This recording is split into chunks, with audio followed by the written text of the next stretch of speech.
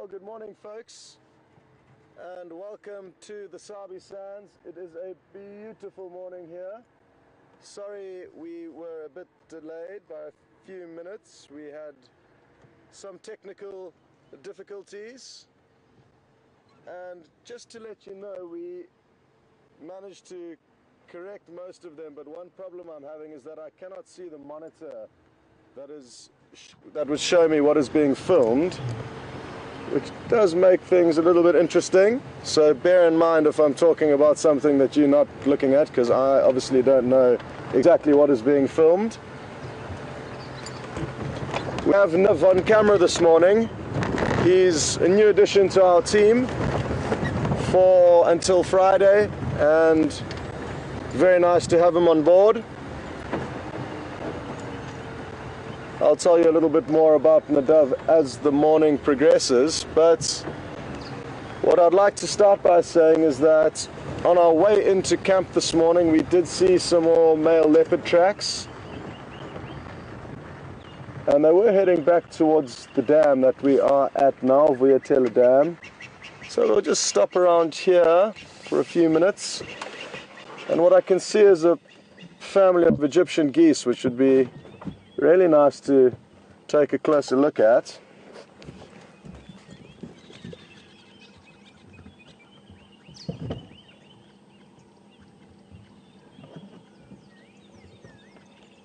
Now, we've seen these Egyptian geese and the 7 goslings before. I saw them for the first time about 4 or 5 days ago, and there were 7 individuals then, and I've just counted, there are still 7 now, which is great. One did look considerably smaller and did have a little bit of a limp, so I was concerned for that one's well-being.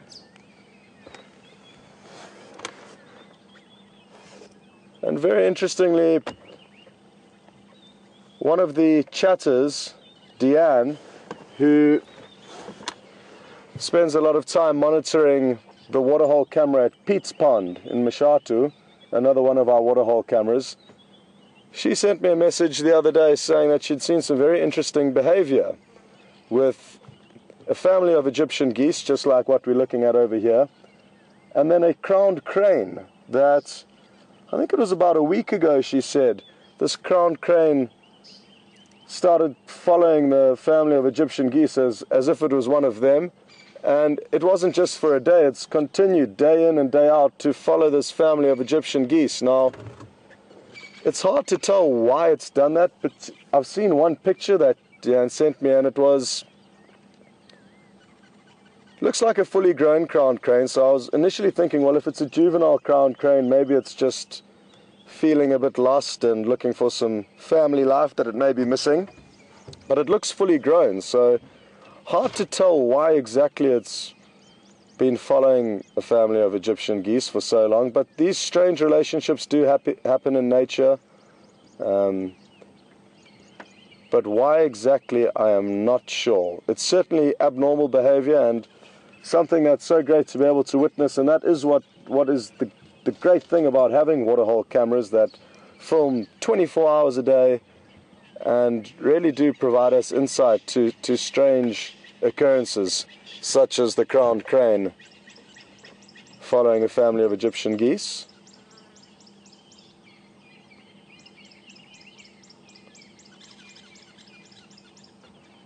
So interestingly, geese and ducks, unlike other birds, can look after themselves to a degree from the moment they hatch. If you were to take these parents away from the goslings, provided there was no predators and plentiful food, they would be able to look after themselves because they know how to feed from the moment they are born or hatch. Unlike other birds that when they hatch they have no feathers, they require their mothers and fathers to feed them, these are somewhat different, that they are born a little bit more developed and mature. So the 2 parents that are clearly guarding them closely, their main function now will be to fend off or deter any predators that may come and try and catch the baby geese, birds of prey being one of them that they would defend their young against. Fish eagles, for example, may try to catch the goslings.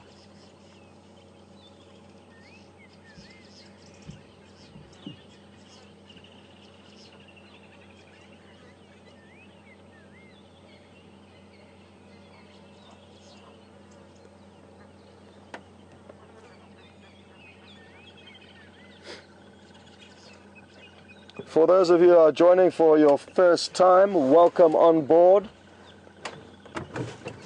And for those of you that have been watching for many years or just a few weeks, welcome back. It's good to have you on board.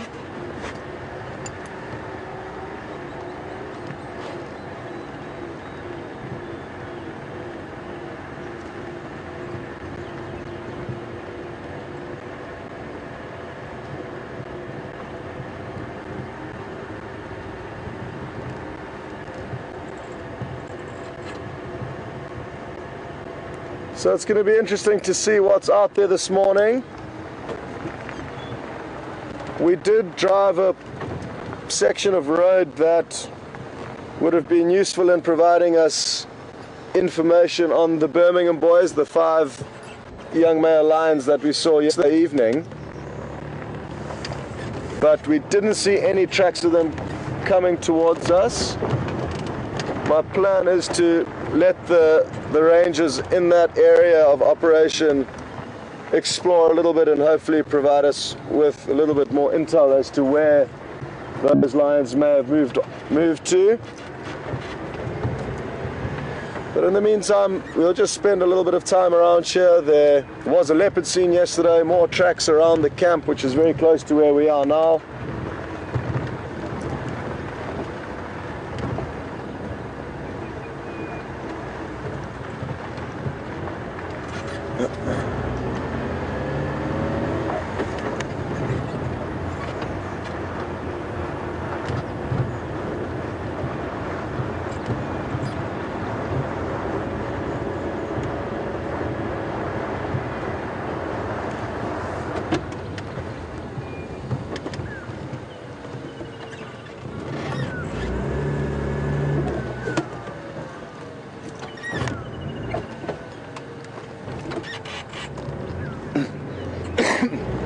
There was a hyena track crossing the road there. I just needed to double check to make sure it wasn't a leopard or a wild dog. A dyker just ran across the road there, which got me a little bit excited.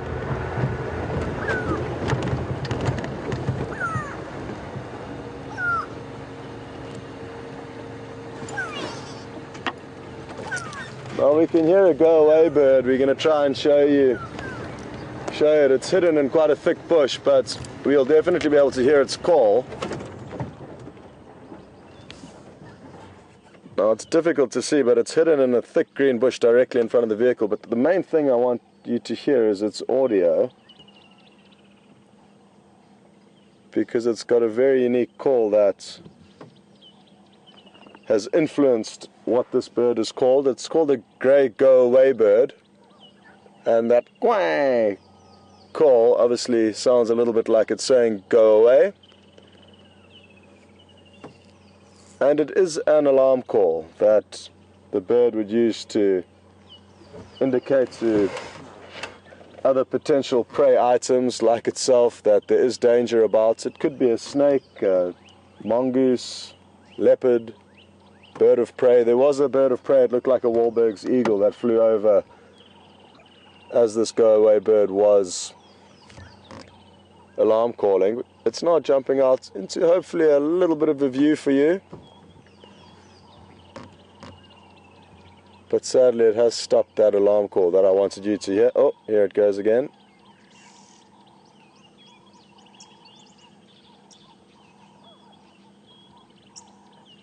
Also hear some red-billed oxpeckers flying over. They'll be out looking for a buffalo and other such animals that carry their food in the form of ectoparasites.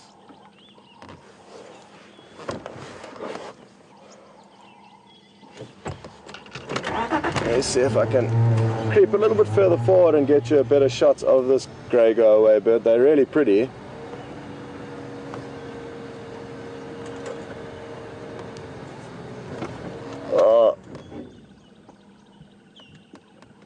Well, we tried. I'm not sure if you got a glimpse there.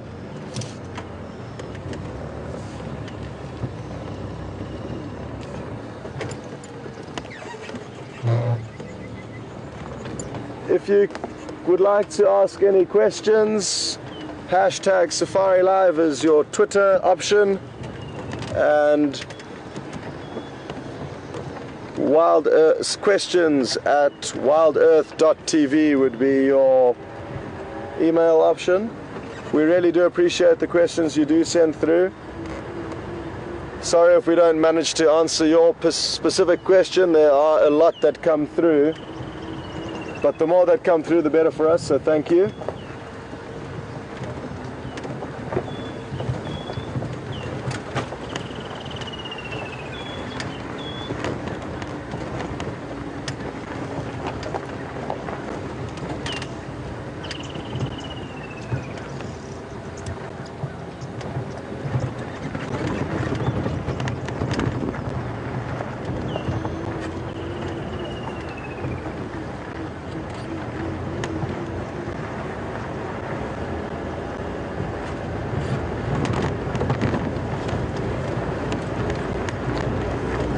What I would like to do at some stage this morning is drive through a beautiful stretch of riverbed, just to show you guys a change of scenery.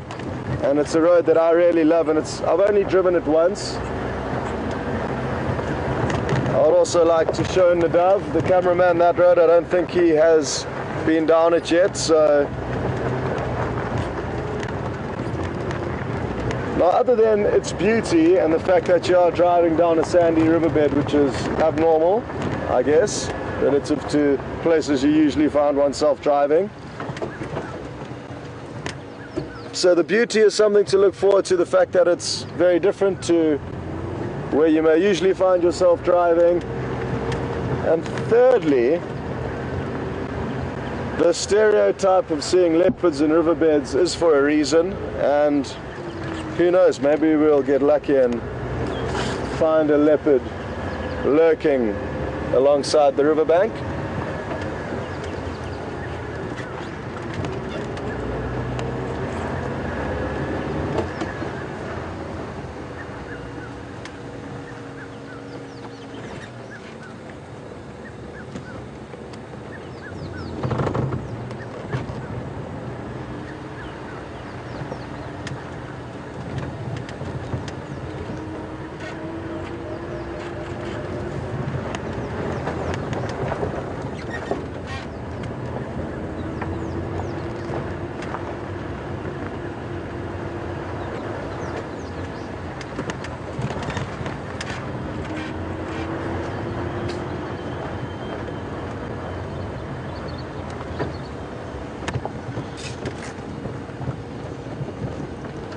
There were some giraffe tracks crossing the road heading in the direction that we were heading in, but instead of giraffe, we have something else to look at. I'm just going to get into position, but we do have something in store for you.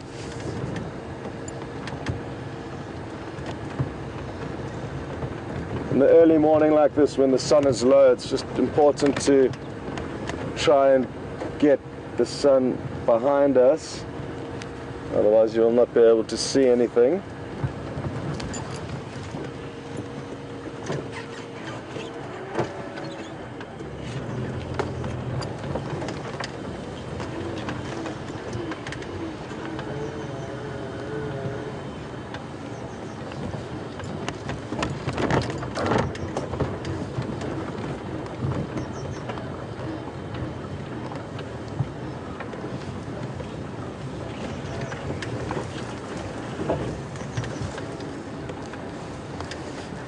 Got a question that's just come through from Jason asking about baboon spiders that we get in this area.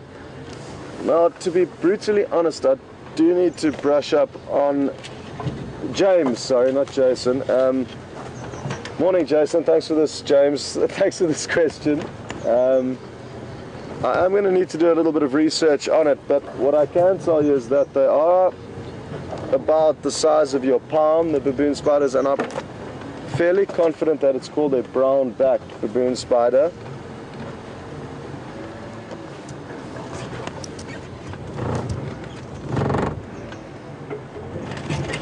But yes, they live in holes that I've noticed in the ground, the baboon spiders, and I'm fairly sure the main one we get here is called the brown-backed baboon spider. But I will do some research on that for you, James, and let you know as soon as I know a bit more information about that. I do really enjoy the smaller creatures. Scorpions are one of my favorites. And so are spiders, but like I said, I just need to brush up on my knowledge there. Now we are nearly in position where we can just park and wait and let this herd of elephants move around us.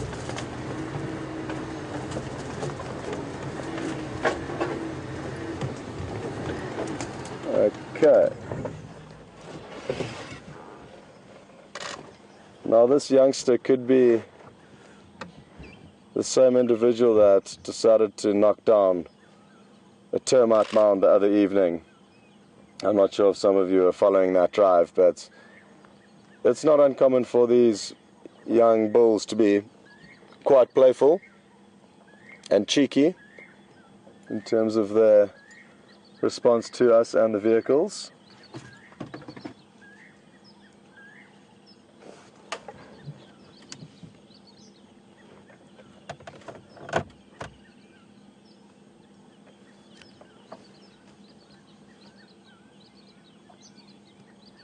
Now, rather than moving around too much, folks, I'd rather just wait and let them hopefully feed around us, which I'm hoping they will do. And again, just a reminder, I have no monitor today, so I don't have any idea of exactly what you're looking at. I'm just looking at the camera to see where it's pointing, so that is something to bear in mind, that if I'm talking about something that's irrelevant to what you are watching, please bear with me.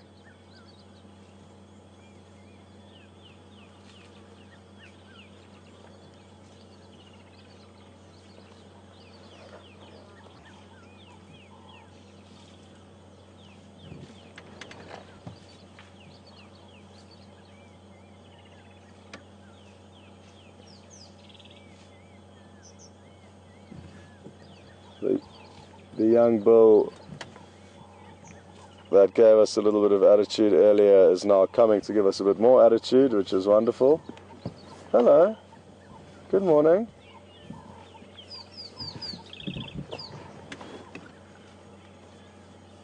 Again, it is difficult when it moves behind the back of the vehicle.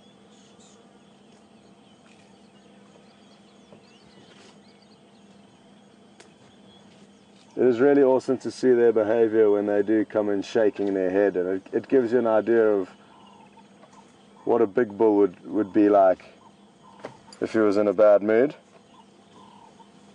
Not that this one is in a bad mood, it's certainly a playful situation that it's experiencing here. Oh, I just want to try and snap a few photos of this. The cameramen sadly are the ones capturing all the footage, and sadly not much footage is ever captured of them, so when an ellie comes nice and close like this, it gives us an opportunity to take a few snaps of the cameramen.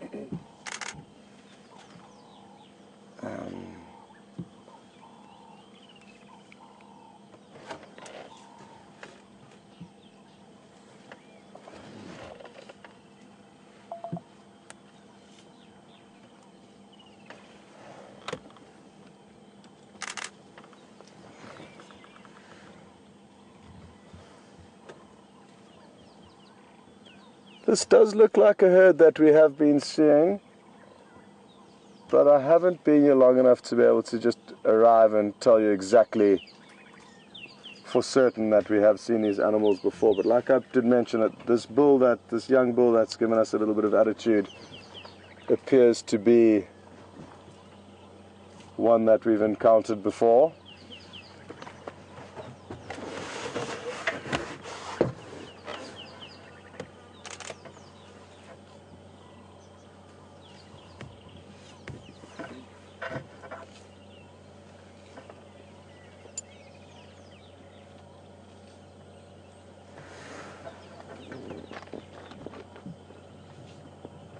It's a great time of the year for the elephant. They have a lot of different options in terms of what they can feed on. Here's a nice big cow that's coming into shot that would be nice to show you guys. She could well be the matriarch of this herd.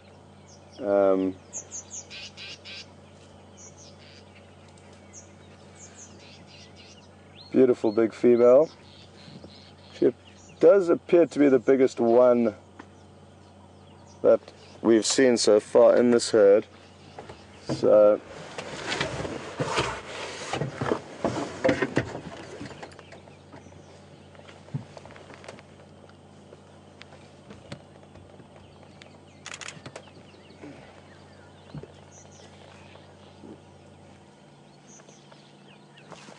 oh, here's another big female in front of us. So these two are in all likelihood the two more dominant females, but one will probably be more dominant than the other when it comes to making decisions as to what the herd should be doing.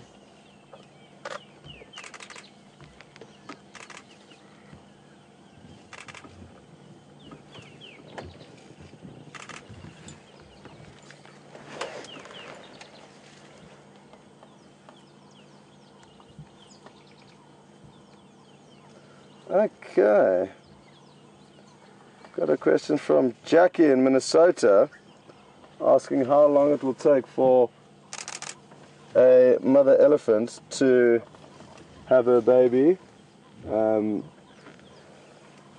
They've got a very long gestation period, Jackie. They typically will carry their calf inside them for 22 months. So an exceptionally long gestation period.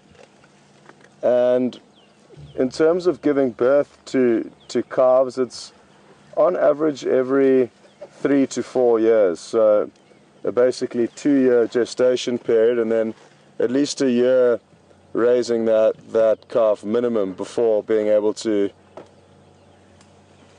it's 3 to 4 year intervals between giving birth. So it gives the female a year or two to raise the calf up to a decent age, and then within that period also mates and give birth again 3 to 4 years later. So it's not a yearly occurrence like most of the other animals out here. Incredible to think how long that they carry that little calf inside them for.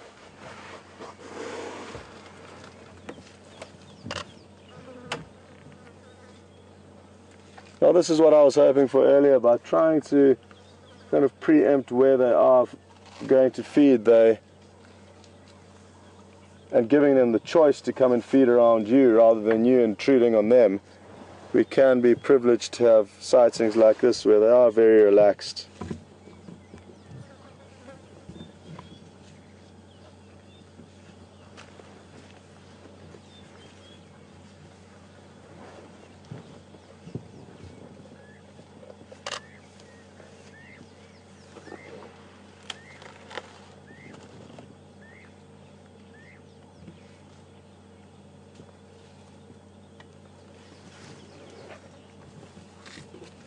We've got a question that's just come through from Rapid City.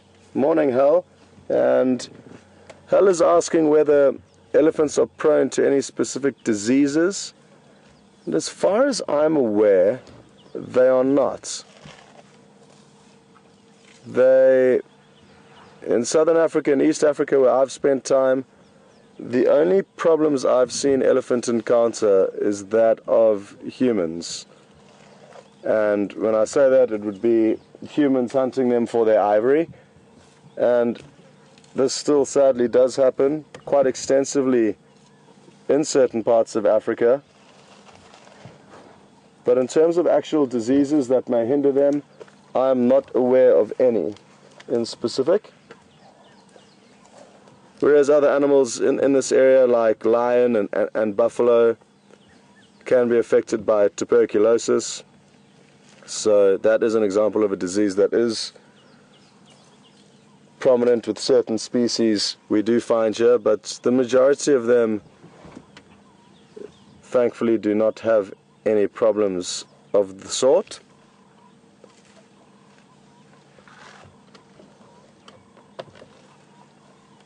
I'd be interested to know though if anybody would like to Google elephant diseases, and if you come up with anything interesting, you can send that through. Brian is in the control today, so I'm in touch with Brian, who's typically one of the cameramen, but he's taking a turn at directing this morning from the final control room. So send through any information you can to Brian, and he'll relay that to me, and I'd really appreciate that.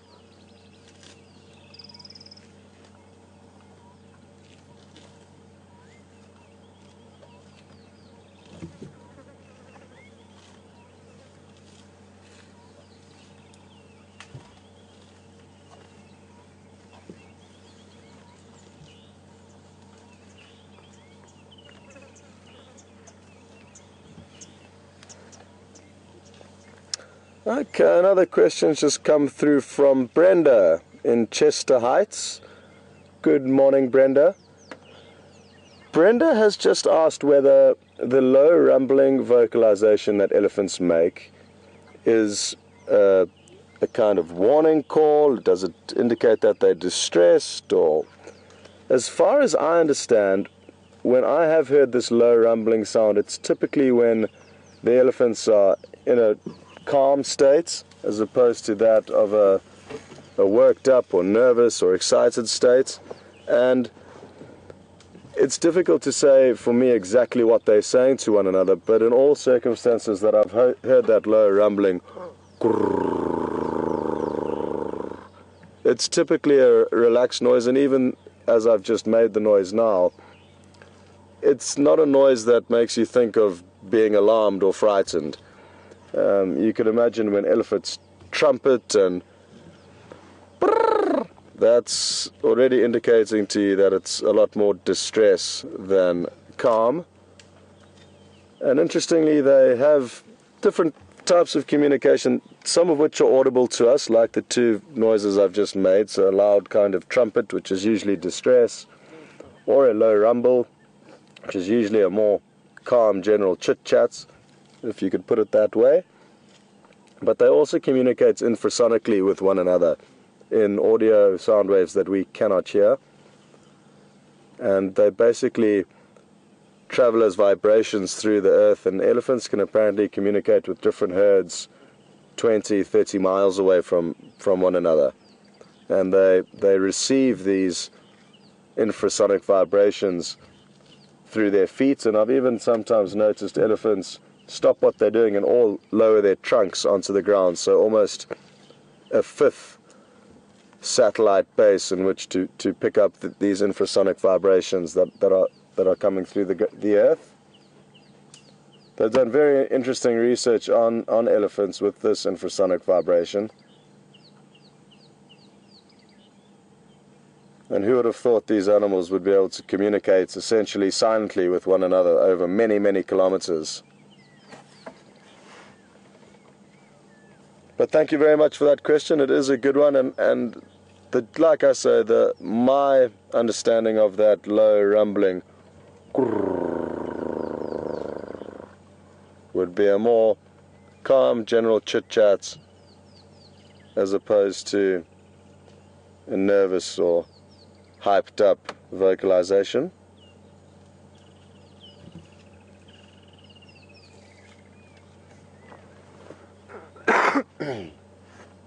Excuse me.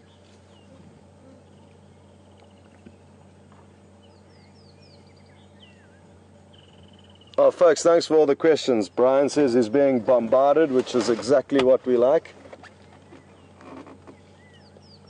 Okay, somebody has just asked if I have ever seen twin elephant calves. Virginia. Good morning, Virginia. Sadly, I have not seen twin elephant calves and or any other twins actually in nature. Obviously, leopards and lion give birth to multiple young, and so do birds, but most of your herbivores do only give birth to one youngster. Beautiful big female coming patrolling past us. She may give us a little head shake on the way past, but let's see. Oh, there we go. She's just investigating us and some tasty young saplings. I've tend to find that they are feeding a lot on saplings at this time of the year. But back to your question about the twins. I have not seen elephant twins, sadly. It could well have happened somewhere, but typically the herbivores do only give birth to one youngster as a general rule. And I've only ever seen one elephant very newborn, to the degree that there are about 6 or 7 females huddled around it, holding up the calf with their trunk, which was incredible to see. They had completely encircled it, and it could barely stand on its legs without the help of all of them holding it up with their trunk. But other than that specific encounter, I haven't seen any very, very newborn elephant calves.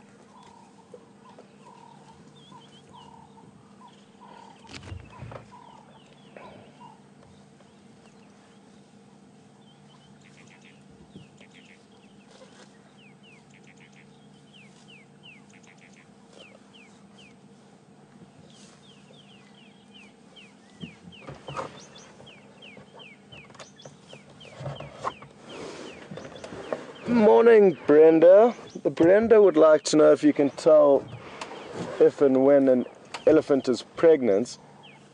You can, certainly, when they are heavily pregnant, you can see the protrusion of the youngster, so their belly is extended quite greatly.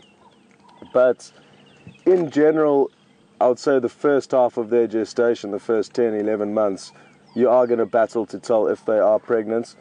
Also, as they become closer to giving birth, their mammary glands will show, as it would with a human. So it's the similar signs you would look for in a pregnant human. But like I say, some humans will show pregnancy earlier and more prominently than others, and it's the same for elephants. But you can certainly tell when they are about to pop. And I'm sure people that have spent a lot of time with elephants, as with any other animal, in terms of intense research, they may be able to pick up more intricate signs or details that would lead them to believing that they are pregnant. But it's difficult in wild open spaces like this to monitor animals very closely, animals that don't have territories. So the leopard, for example, like Karula, we can monitor very closely, and we've got a good idea of what she's doing, considering she's wild and free to do as she pleases. Whereas this herd of elephants could decide to start walking now and walk 180 miles over the next few weeks and be on the other end of the Kruger National Park. So they've got huge ability to roam and move, and that makes getting to understand them and know their intricate ongoings of their life, it is more difficult. I'll revert to Karula as an example. If we see Karula mating, elephants just having a tussle with a tree behind us, you may have heard the branches cracking. So we'll take Karula for example. If we were to see her mating, we would have a good idea of A, who the father is, and B, when she's going to be giving birth, which would be about 90 to 100 days later. Whereas here, if we saw an elephant mating, there's a strong chance we wouldn't see that elephant again for a long time, because it can move off a very great distance. So it's hard to keep track of them to the degree that we can with some other animals. Well, I think that was a beautiful sighting, and we can now leave these elephants alone. They're heading into thicker vegetation, which would make us difficult for us to view them. And we don't want to overstay our welcome, so we can continue towards the Riverbed Boulevard, which I'm excited to take you guys down.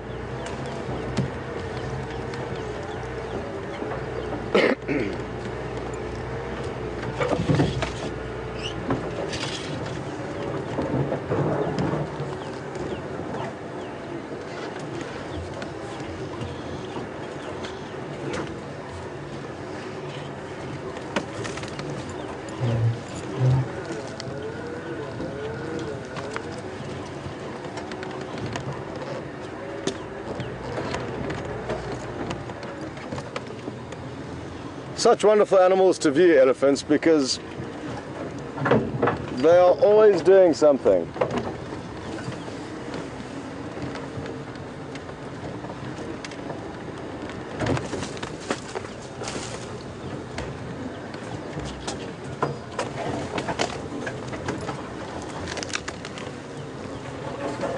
Okay. A question from Nicholas in Vancouver. Good morning and welcome to this Wild Earth Safari. Nicholas is asking what types of snakes occur here, and there are many different types of snakes that occur in this area of South Africa. We have constrictors, several constrictors, the African rock python probably being the major constrictor that we get in this area, but there are also a few smaller constrictors. Then adders, which are very similar to vipers, I guess, occur here. The puff adder probably being the most notorious adder in this area. It delivers a nasty cytotoxic venom that breaks down your flesh and not always, but often leads to amputation to prevent further necrosis. So that is one of the main adders that we get. We get mambas here. The black mamba is the mamba that we get in this area. The green mamba, which is the other kind of mamba that you do get in South Africa, occurs more in coastal areas. So we do not get the green mamba here. So yeah, I mean, those are three kind of examples of the major different species, but in terms of front-hinged fangs, back-hinged fangs, we've got the boomslang, which is a back-hinged fang, many different types of snakes. Sadly, as many snakes as there are in this area, we don't actually get to see them very often. They're secretive and shy animals and hear the vehicles coming and hide from us. So sadly, snake viewings aren't very common. Oh, we also get cobras. Mozambican spitting cobra is quite a common snake to see. Okay, now, but thanks for that question, Nicholas, and trust me, hopefully we will see a snake soon. But to change the subject quickly, not that I want to, it's just we've been presented with an opportunity to see quite a pretty bird. It's far away, so it'll be difficult to see, but I just want to try and establish if it had something in its talons. I saw what looked to be like a tail dangling between its feet as it took off.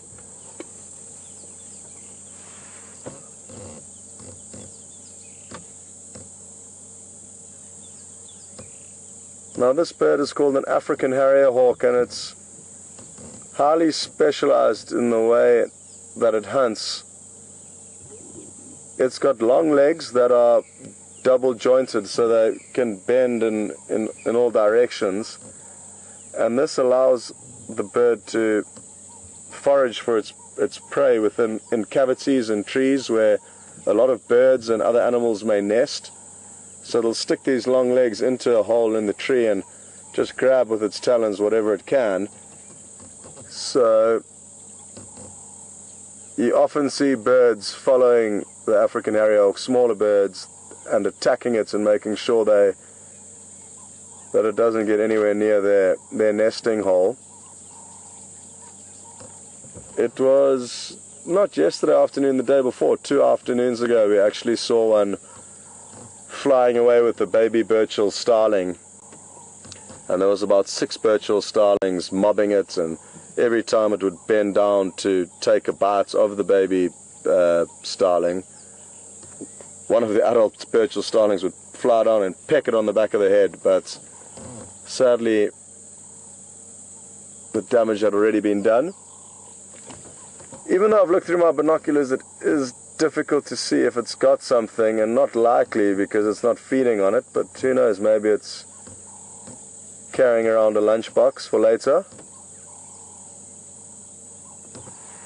Very pretty bird, but hard for you guys to see from this distance, so we'll just have to find you another one another day. And ideally we'd also be able to show you some footage of them hunting. It's very interesting to see how they clamber onto a tree, often with one talon, and then use their other talon to try and get into the cavity and dig around for any potential food.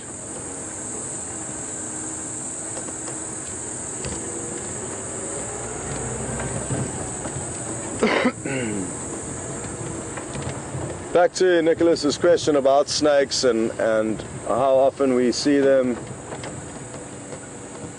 Since I've been here, I've only seen one that we managed to get a glimpse of on film, and that was a black mamba. So it was really exciting. Difficult to film in the conditions, but we did manage to get a few fleeting glimpses of it. Now, I think we may have just found the nest of that harrier hawk that flew off behind us. There's another harrier hawk, I'm guessing it's a partner, that's landed in the fork of a tree at about 11 o'clock, quite way off in the distance, but you can hopefully see the outline of that predator. And then if Nadav then focuses on the fork of this closest tree to us, you can see her gathering a mass of twigs which this bird took out from, flew off from. So even though I say they, oh, here it's coming back, awesome. It's come closer but not all the way back. Let's wait a few more minutes and see if it does come any closer. In the meantime, I'm just going to have a look through my binoculars and see if we can't see a tiny chick poking its head out of that nest. The chances would be slim because we are so far below it that the angle is unlikely to provide us with a view of a chick, but I'm fairly confident that this is their nest, so we're going to need to monitor this and maybe somehow try and get a camera up there to show us what's going on. Always nice to find birds' nests because you can monitor them every time you drive past. Obviously this one, like I said, would be a bit more difficult because it's very high up. We will continue, but bear that in mind. It's a beautiful tree that it's chose to nest in, a torchwood tree. It's one of my favorites.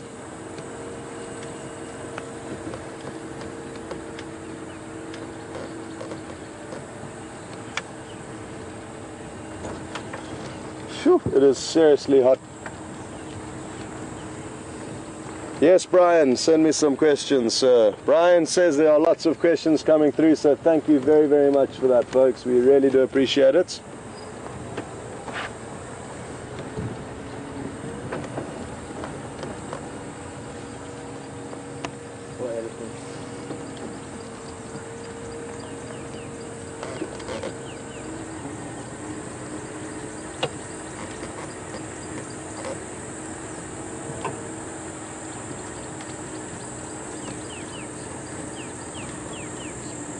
Dawn's just asked a very interesting question regarding elephants and the matriarchal system, and who decides who the matriarch is at the end of the day.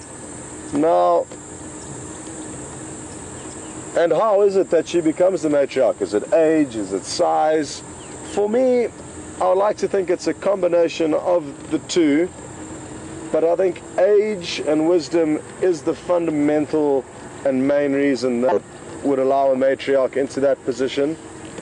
But again, I like to relate things to humans as much as possible. It's like, what makes a rugby captain or a football captain the captain of the team? It's difficult to point on any given finger what causes a person or an individual to have leadership qualities, and it's very similar, I think, for animals. It would be difficult to indicate that closely. We do have a nice bull elephant on our left here, though, not a matriarch, but a nice big bull. And maybe he's just following relatively closely behind that herd we just saw, waiting for any opportunities to mate.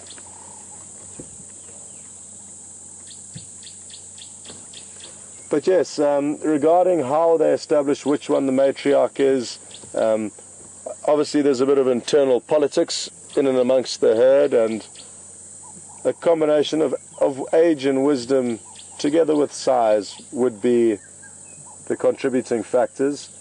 The main role of a matriarch would be to lead the herd into the right places for feeding and drinking. Those are the two fundamental things that a wild animal has to do. It needs to feed itself and get water. Obviously protection is important, but less so when you're an elephant, because they don't have too much to worry about most of the time in terms of safety. And now, in order for any individual to lead a herd to the right places for feeding and drinking, they would have to have experience. They wouldn't necessarily have to have size or bulk, but often size does come with age. The bigger they are, the bigger they tend to get. So I hope that does answer your question.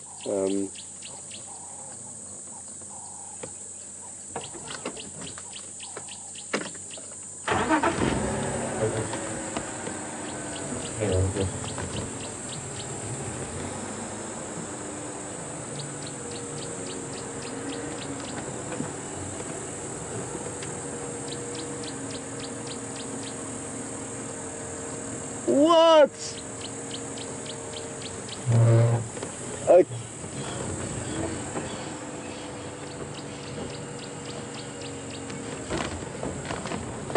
Well, folks, we've just got some incredible information that's just come through. So to whoever did send it through, thank you so much. I'm sure Brian will remind me of your name shortly.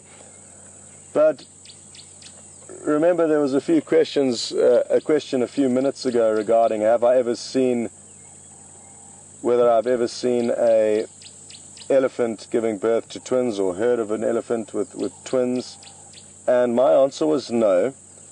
And now we've just got information that in an area about 400 miles from here, closer to the coast, the east coast of South Africa, called Pongola, there was an elephant birth recorded yesterday of 2 twins, and it was yesterday, I mean in the last 24 hours, and that was a 31-year-old female that apparently has been named Curve, and she did give birth to 2 twins yesterday, so it can happen. And the statistic that was given to me was that it's a 1% chance in elephants having twins. So who would have thought that, considering the question was asked now, just 24 hours ago it actually happened, and in the grand scheme of things not too far from here, which is great news. So thank you so much for sending that information through. And if Brian could just go with the name one more time, that would be great.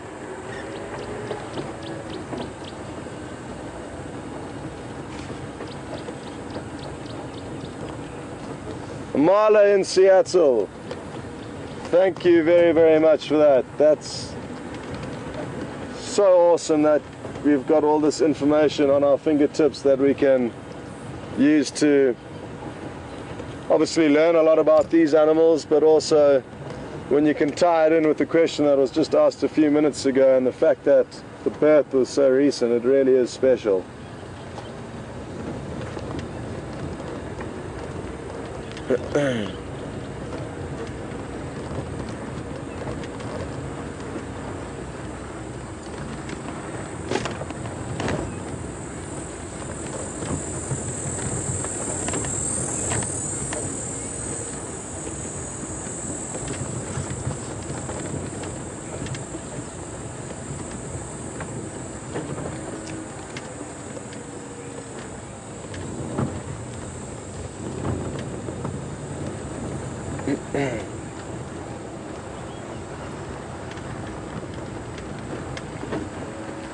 Okay, well, we have arrived at the riverbed, so get comfortable and prepare yourselves for an exquisite stretch of scenery down a fairly abnormal pathway or road. In terms of animals, what we may see, I can see there's fairly fresh buffalo down here, so we could bump into them. And if not them, I'm hoping for leopard, bushbuck and nyala, animals that tend to prefer thicker habitats, which we naturally do find along the riverbanks. You'll notice that this river, yes, at the moment it is dry, but now that the rainy season is building up on us, it will begin to flow.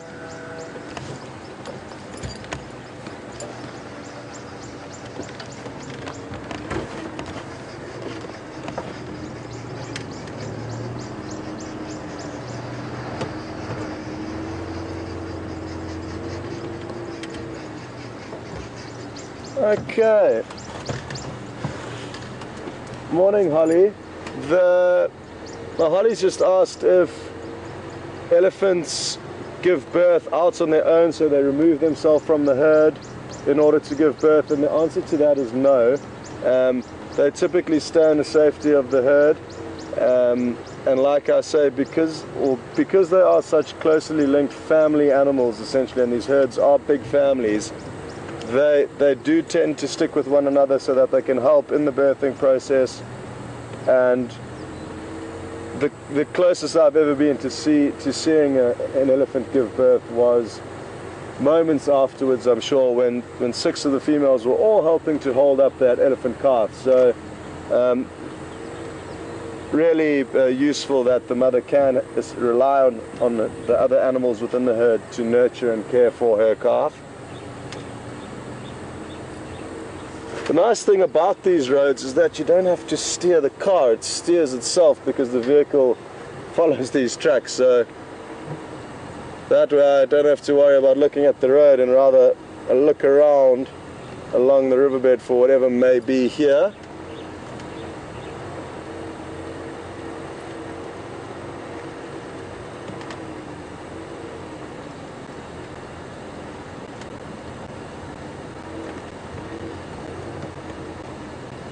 Also useful because we are very low, it helps to be able to sit up a little bit, and that way get a view of what may be lying on the bank either side. If I was to be seated in the seat now, it would be more difficult to get a view of what's potentially lurking along this riverbank.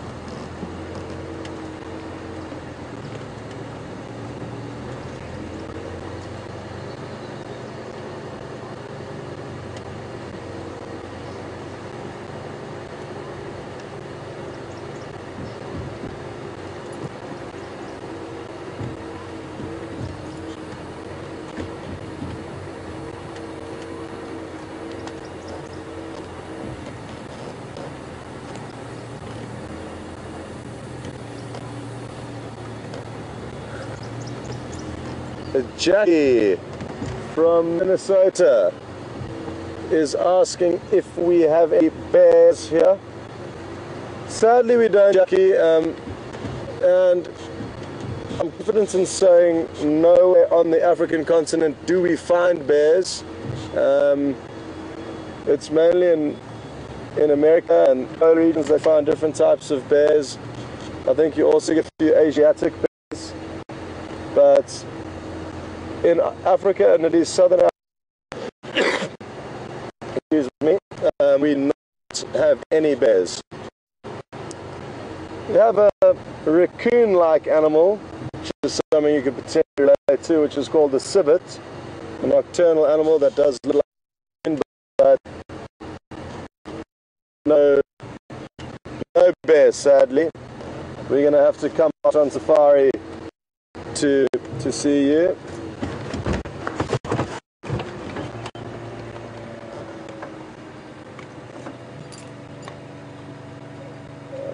Go again there, Brian.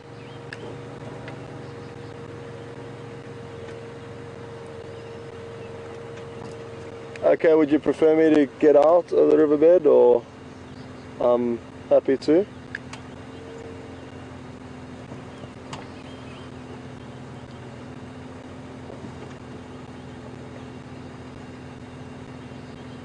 Okay folks, we are going to continue down the riverbed. It is a bit of a gamble because we may lose signal or it may be a bit shaky, but I think it's worth taking the chance. So if we do crackle out for a few minutes, I'm sorry, but we will continue and hopefully we'll get to see some nice stuff along the way. Watch your heads here, guys.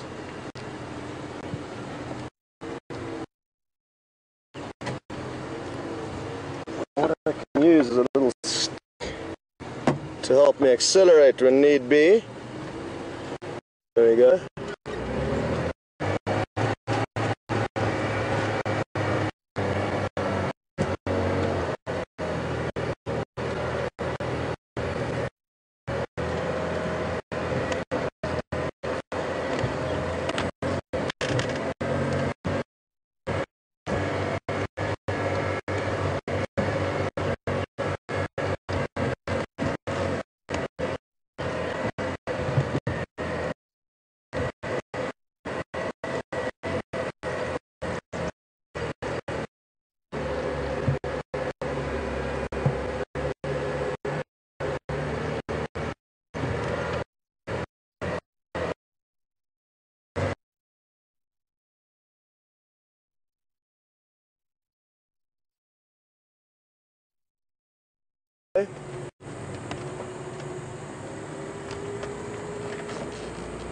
And what that means is two things. It means that we've got this whole playground to ourselves.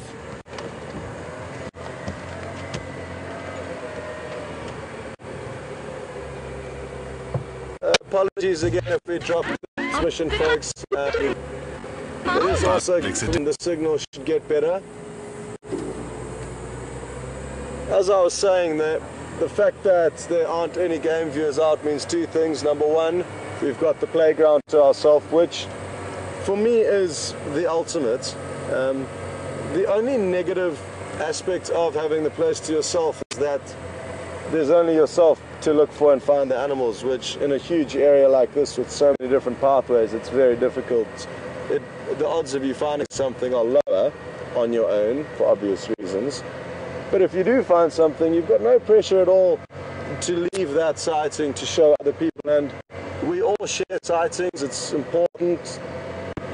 You know, if it wasn't for all of the guides calling in and sharing their sightings with us, we wouldn't see nearly as much as we do. So it is an important part of the whole game drive experience and safari experience to share what you see with other people. But then again, every now and then it's nice to be a bit selfish and well, not be selfish, be in a situation where you're not required to move out and feel obliged to show other people anything in specific. So those are the benefits. Now this is coming to the end of the riverbed. There is a small little section further that we could continue down, But I'd like to pop out here because there's a waterhole very close by. So it'll be nice to see who's there.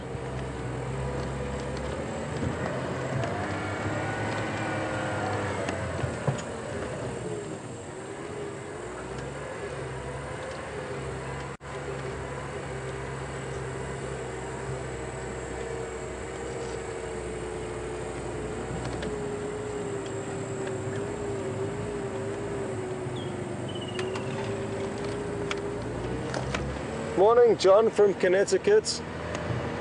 He's just asked about when the rainy season is, and it's now. We are in the rainy season now, but it's just the beginning of it, and it's basically our summer period. So from November in this area we can expect to get rain up until about February, March. That'll be the main rainy season. The winters are dry, cloudless skies, cold but dry, whereas our summers are hot and wet. So we can expect to get a lot more rain over the coming months. We've probably only got a tenth of the annual rainfall that we usually get in this area so far. So a lot more rain is definitely on the way. Well, I shouldn't say definitely on the way, hopefully on the way, because obviously, as we all know, droughts do happen. Cool, well, I hope you enjoyed our little drive down the riverbed. And it's 82 degrees Fahrenheit today, to give you an idea of the temperature. Thanks, Brian, for that information already. So it is quite hot. And our rain comes often in quite violent and dramatic thunderstorms and a lot of lightning. Very nice to experience, actually, a proper low-fault thunderstorm. So this area is called the low-faults. The altitude is not high here, and a low-fault thunderstorm is really a spectacle to behold.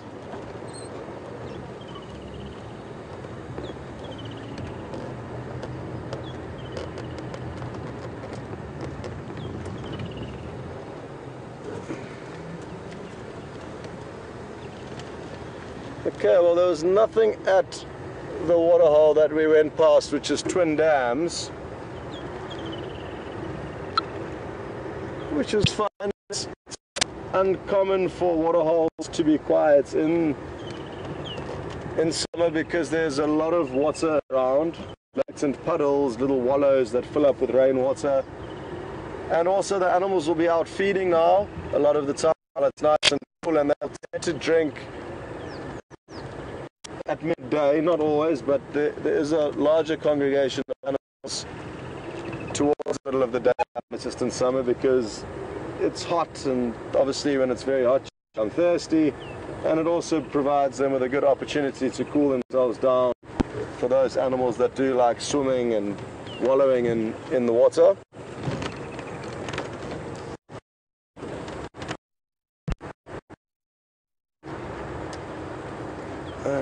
Okay, now I'm just going to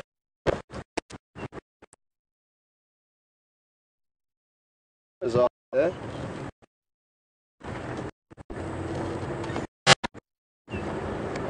Good morning.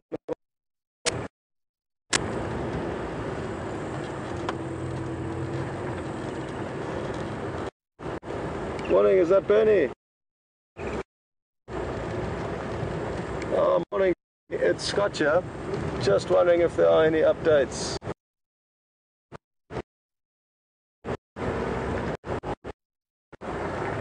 Okay, copy. Quiet here this morning. No major from my side. There were tracks of a Vuyatela camp, but didn't spend too much time following up. Yeah, nothing else to report.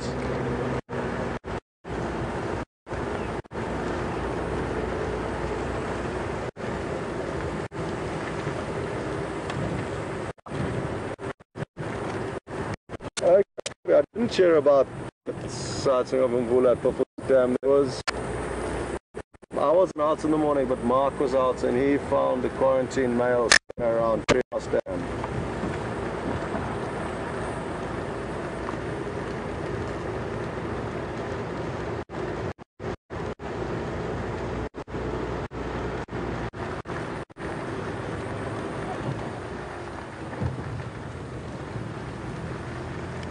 Okay, great. Thanks very much, Bernie. Have a good morning.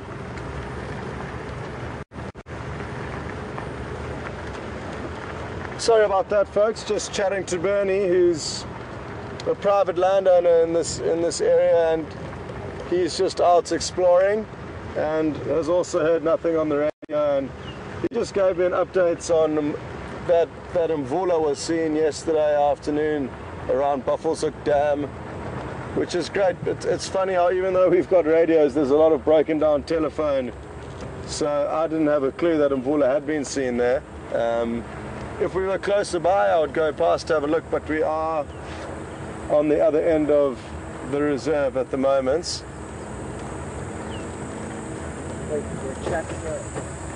Okay, now I've seen some tracks, so the best way to establish what tracks are is to jump out and have a look. So that is what I'm going to do.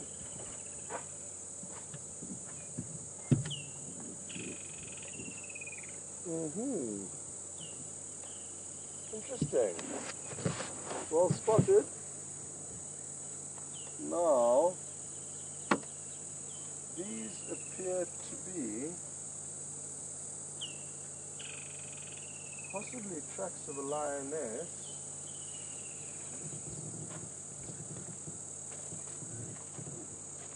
Or a big male leopard. And the fact that I can only see one set of tracks is leading me to believe that it's probably a large male leopard. A large male leopard and a young lioness could be confused by somebody like me.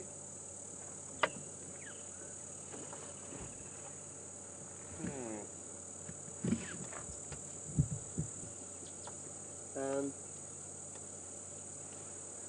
they look like they are from earlier last night, when there would have been a little bit of dew on the road. So what we'll do is we'll continue, and for two reasons. We're on our boundary here, so if the animal did head south, we wouldn't be able to go there, and if it did head north, that would be great, but we didn't see any sign of it along the way here. But well spotted in the dove. These are all vital clues that we need to load up with in order to have a chance of finding something. Cool.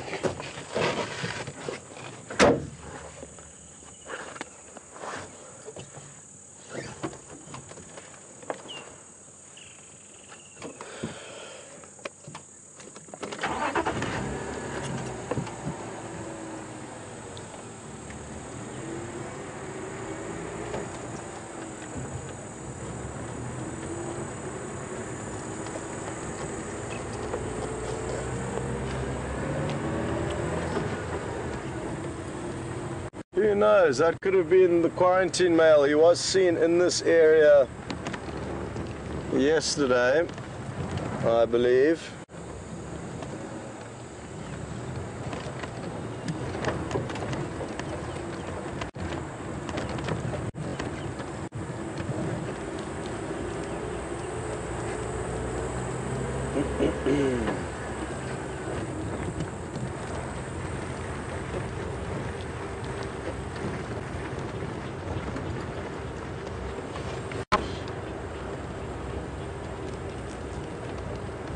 Okay.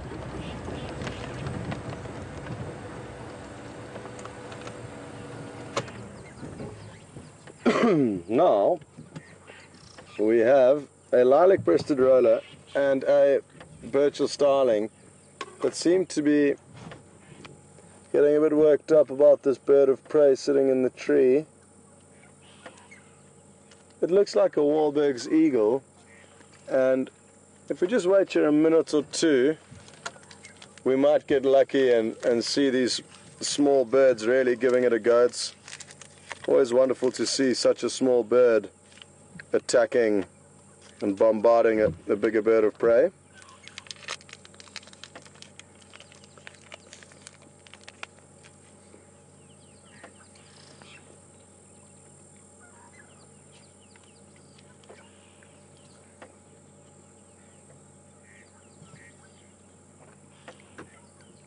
It also gives me a minute or two to have a little bite to eat because I'm starving.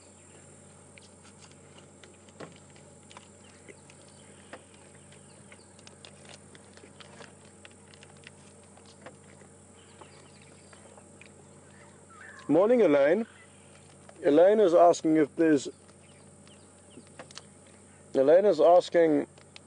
any sign of the injured hippo, and sadly not. It's quite bizarre that we have lost track completely of it, but a good reminder that shows how wild and remote we are out here, and there are big areas that we just simply cannot get to. There are no roads and we don't know what happens in those areas. So sadly, Elaine, we don't have a clue what has happened to that hippo, and we'll be sure to let you know and make quite a fuss if we do find him again, because he's been missing for coming close on 2 weeks now, I would say. So all we can do is hope that he's well, but hard to tell how he is doing. Thanks very much, Elaine from Long Island.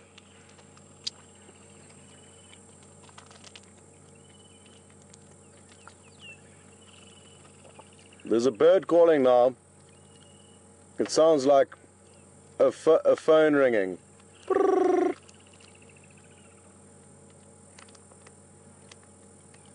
Now that bird, there we go, is called a brew, and Emily's just asked a question about bird calls and what bird calls we can hear around us, so luckily I'd started with that one. So that bird that's making that kind of like a phone ringing is called a brew, B-R-U, B-R-U. Very strange name. I'm not sure how it ended up with that. Then, other birds. The problem is because there's so many, it's trying to like tune into one frequency. But I can hear the lilac-breasted roller, which is a very pretty bird, but it has a not so pretty call. So that's the... This is a rattling testicular. This is an awesome calling. We can actually see the bird calling, which would be great if Nadav can try and get it. Those small and jittery little birds, but with a bit of luck, we will get the rattling testicular. They really do make a lot of noise for a small bird.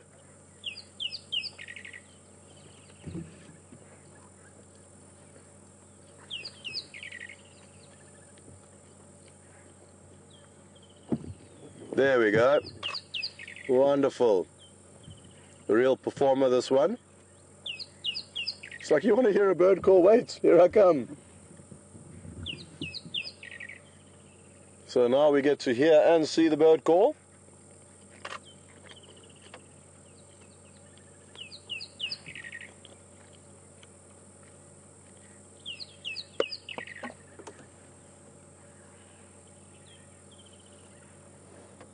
Now what other birds can I hear? There's a few drongos I can hear in the distance. It's difficult for me to assume what you can hear as opposed to what I can hear, because obviously the mic is not necessarily picking up what I may be picking up with my ears, so I'm trying to focus on the calls that are closer to us and that are easier to point out for you.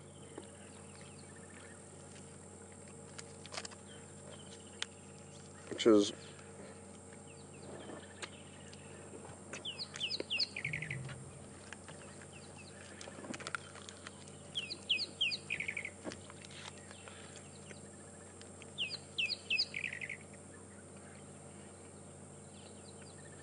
to give you guys an idea of the temperature, I had a breakfast muesli bar, which was frozen this morning. I took it out of the freezer at around 4 o'clock, 4:30, and 3 hours later it is melted. So that is what I'm busy working my way through now, a melted muesli bar, which is delicious.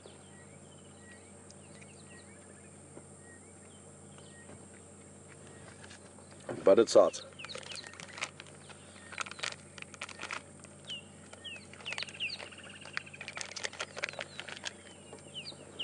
Okay.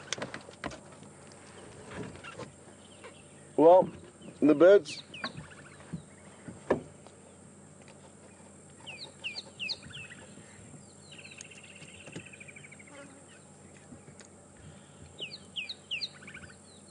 okay. Hal from Rapid City has just asked another question, and that is whether we get a lot of veld fires or forest fires in the summer due to the lightning. And the answer to that is yes. The first rains of summer, those first few thunder and lightning storms that come through, will potentially cause bushfires. Now, the reason why I say the first few thunderstorms is because after the winter the bush is very dry, everything is brown and bone dry. So the initial lightning strikes, even though it can be raining, there's enough dry fuel to cause a big fire.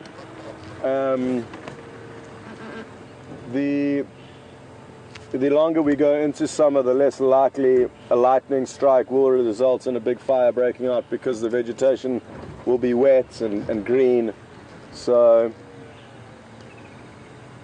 but yes, we do have lightning strikes that cause fires here, and it's a scary thing fighting fires out here. All of the fires that I fought in the Sabi Sands, and it was yearly in the 3.5 years that I was here,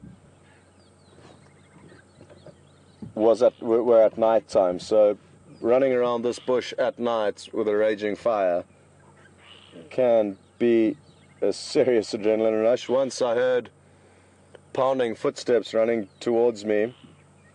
I was off the vehicle with a wooden stick and a plastic mat tied to the end of this wooden pole that you literally beat the fire out with. And we had parked the vehicle about 200 meters, 250 meters away from the fire, so that in case things change, the vehicle doesn't get burnt, and moved towards the fire on foot. And we were about halfway there, and I heard these footsteps coming, heavy, loud footsteps coming towards me. So I stopped, which was all I could really do, and a rhino, white rhino, passed by a few meters. Thankfully it wasn't charging me, and it probably couldn't see, I could almost definitely say it didn't see me. All it was trying to do was retreat from the fire. But that gets the heart pumping. And fires obviously are very dangerous, as we all know, especially out in the bush. You know, there's so much fuel out here. If you get yourself into a situation where you, or a place where you shouldn't be, you could be encircled by fire. So there's a lot of fire training between all of the lodges and for all of the guides who you know, all the people, excuse me, that work here form parts of the firefighting departments. So it is important that the lodges do give the guys training, because it's a life-threatening job fighting fire. Okay. One lone buffalo bull. I'm interested to see that he is completely alone.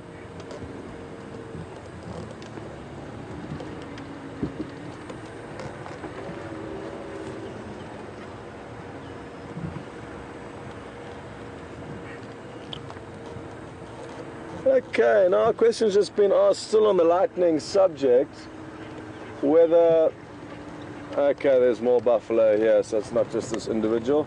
If animals can be struck by lightning, and they certainly can, and obviously the taller the animal, the more likely it is to be struck, but I personally haven't ever seen a lightning strike victim, but having said that, as we all know, a lot of the animals that die here are quickly consumed.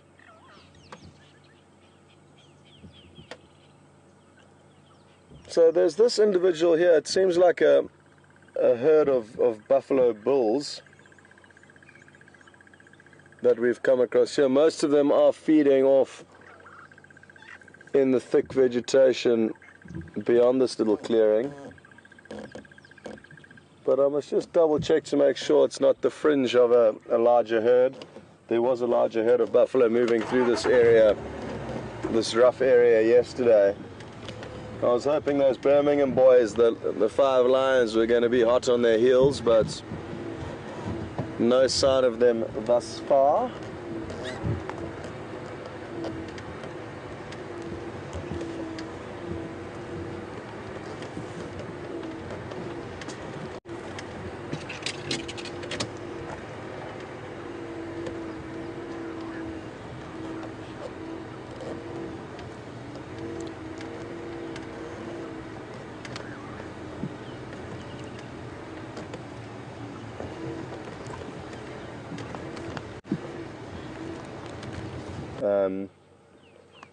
What would be interesting to point out to you guys is I think we can actually find another map here. Bear with me, sorry. Where's that other map? So, this is the Kruger National Park. So, this is owned by the government. It's a national park that anybody has access to that can come on holiday in South Africa. You can rent a car and drive yourself through this park. Now, this is 300 kilometers long, which is 160 miles, 150 miles long, basically, and by about 20 to 30 miles wide, depending on the area. Now, where we find ourselves, we are nestled into this little square. Now, it's not shown, it's not marked green on this map because it's not officially the Kruger Park. This is the official Kruger Park, but there are no fences between us here in this area where my thumb is and the Kruger Park. So just to give you an idea in relation to size and where that we are in the park, we're about a third of the way down. Everywhere east of this border here is Mozambique, and to the north we have Zimbabwe. So just to give you a little bit of an idea of where we actually are on the map. And now if you look at a map of South Africa, we would be on the northeastern kind of border of South Africa. So there we go. I got a bit diverged from the parrots, but ooh, a few buffalo showing their strength behind us, having a little bit of a tussle. I'm just going to turn the vehicle around and hopefully we can get this. Awesome. Well spotted, my dove.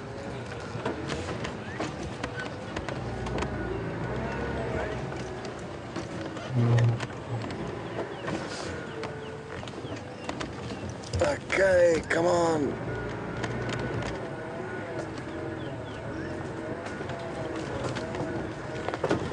Awesome. Now, this is a situation that you don't see very often. I mean, it's not a full-blown fight at this stage. They're just sparring and practicing, you could say.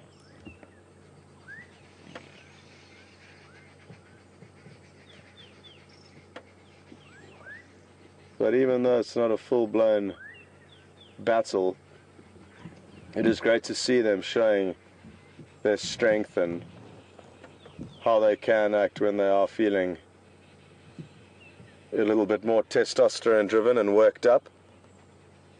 I'm glad we got the end little glimpse of that, but we'll see if they don't start up again for us.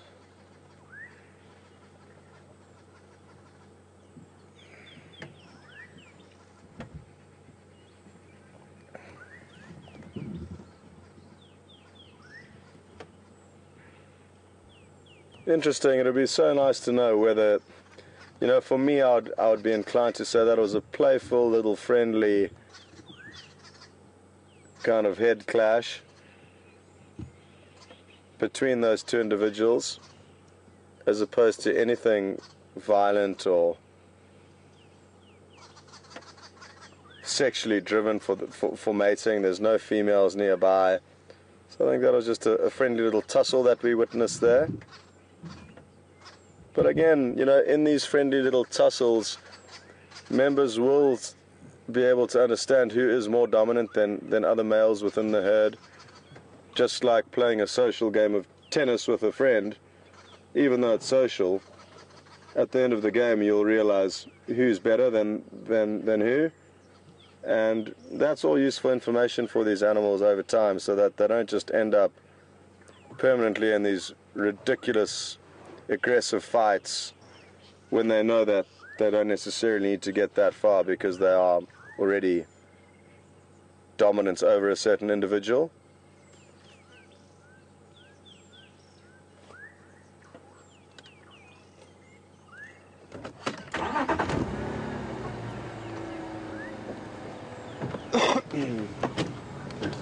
Cool.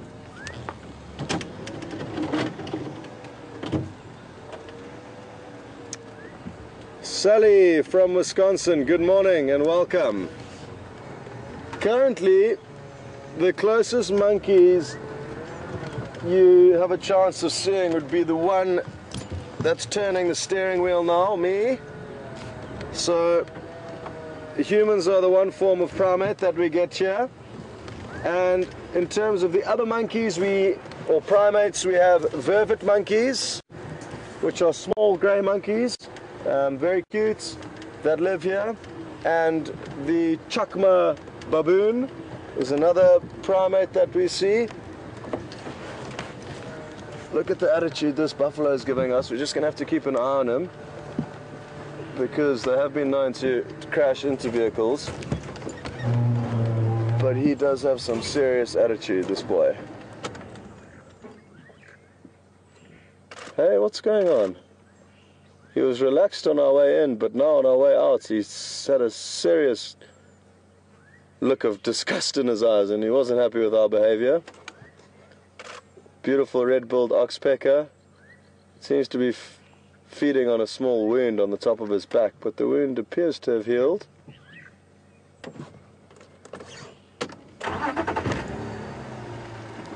You've always got to be ready for a little bit of excitement and danger out here, because like I say, buffalo have crashed into more than one vehicle over their time on the planet. So he just showed some real intent on this vehicle, and I thought we were going to have some potential action.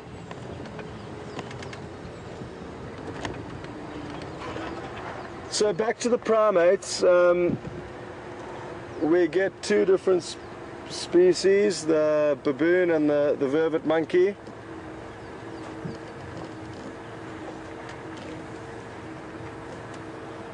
Other than that, there's a small nocturnal primate called the bush baby. Now, let me actually get this one out in the book for you, because it is awesome. Now, the bush baby is a nocturnal primate. We sadly don't see many of them out here, but they do occur here, and they are just the cutest animal you'll ever see. They've got these massive eyes, they're incredible jumpers. So this, my friends, is a bush baby. Now you get different types in different areas, and a lot of different subspecies, but they all are very similar looking, and they have these massive eyes, which makes sense because they are nocturnal. And I mean, the ones we get in this area are small. They're probably 6 inches tall at the most, so they're very small, and they can spring like 9, 10, 12 feet from one thin branch to another in the middle of the night. It's incredible watching them. And as the scientific name suggests, Galago, there's a road around the camp called Galago after the bush baby, and that affirms that we do get bush babies in this area, but sadly we don't see many of them. Why, I'm not too sure. Obviously habitat is a problem, but I did share a theory that there were raging fires that came through this area about 10 years ago, and there's a theory that these fires just wiped out a lot of these bush babies as they went through, and they simply haven't recovered since then. But that is just a theory.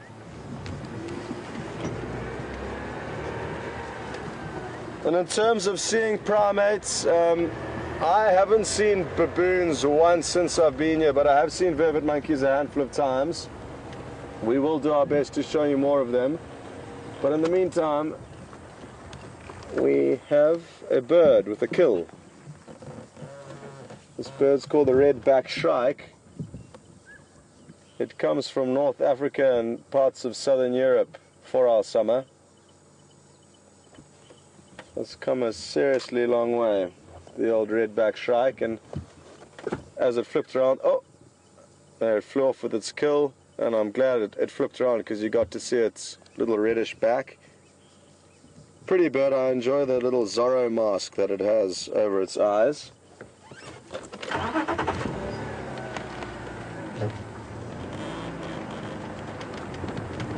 In time, with technology, as it continues to get better, the more powerful these cameras become, the more we'll be allowed to gain insights and show people the smaller interesting things. I mean, that bird had just made a kill. If this was a leopard, because it's bigger and easier to see, naturally it's easier to understand what's going on and get excited about. But when we can really zoom in on what that animal has caught and get an understanding of how it would have caught it, would it have caught it flying on the wing or landing on the ground?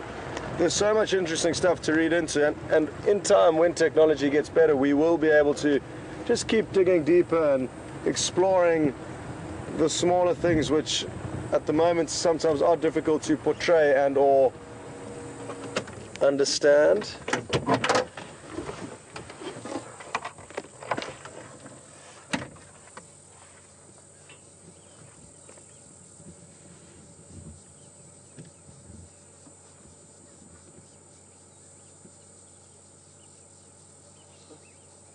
I can see footprints of Mark's from yesterday afternoon. He doesn't wear shoes, so he's quite an easy one to track. So Mark has been walking here.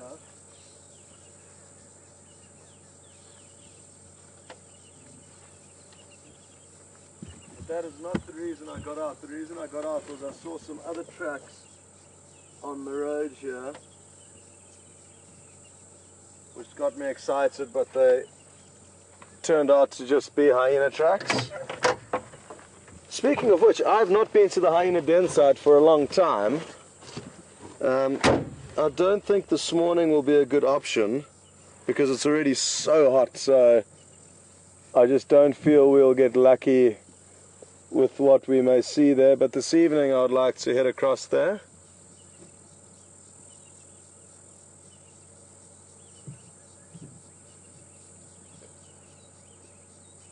What is nice about these hot mornings is that the raptors are more likely to get active, riding the thermals as they go. So no, it's not even 8 o'clock and there's already some raptors up in the sky because they can fly effortlessly when these hot thermals kick in. Whereas there's been some other mornings where it's as late as 9 o'clock, which means the drive is finished, and there are no raptors in the sky. I'm not entirely sure what that one is.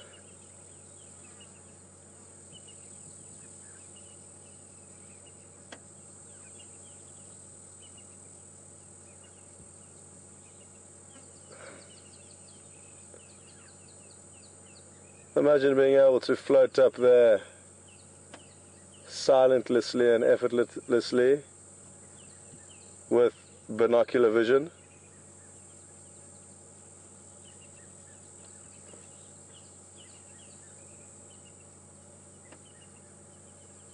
Peter Pretoria says if he could choose one animal to have on game drive to assist him, it would be a bird of prey. And you could just drive around with the bird following you a few hundred feet in the air. And his plan would be to teach it to do different aerial displays for different animals. So if it saw a leopard, it could do a few loop-de-loops or whatever it may be to indicate that it's found something interesting. I would like to have a squirrel on my shoulder. That would be my animal, or on my head. And whenever you drive around, you've just got the squirrel scanning for you. And it would just be able to do its regular alarm call when it sees something interesting.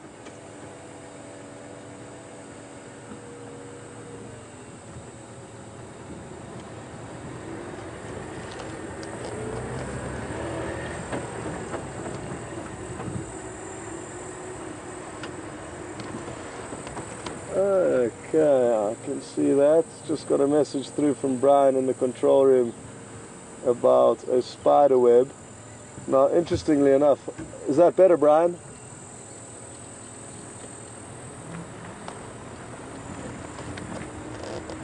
Yeah, okay, good.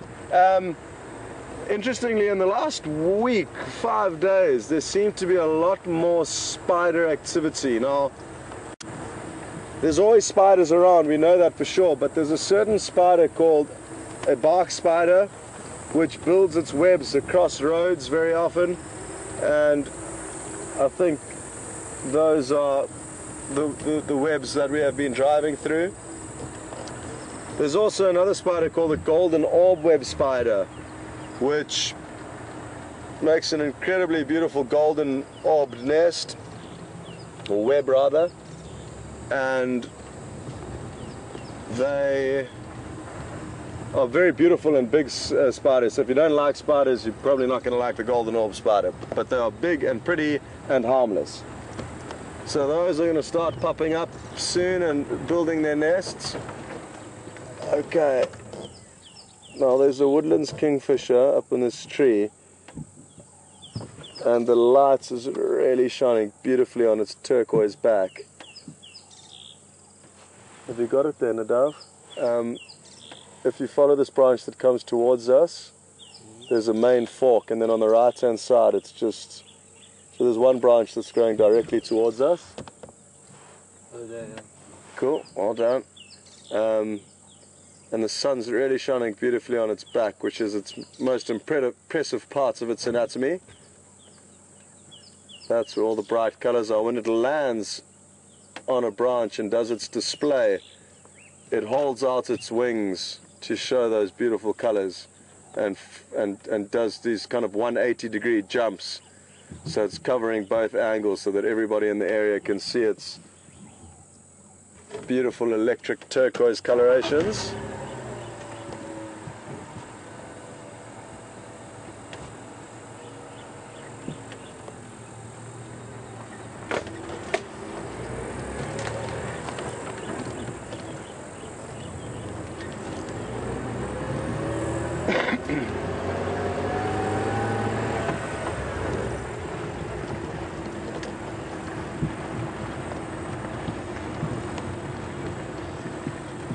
Okay, a question from Shanae on Twitter. Morning, Shanae. Welcome back.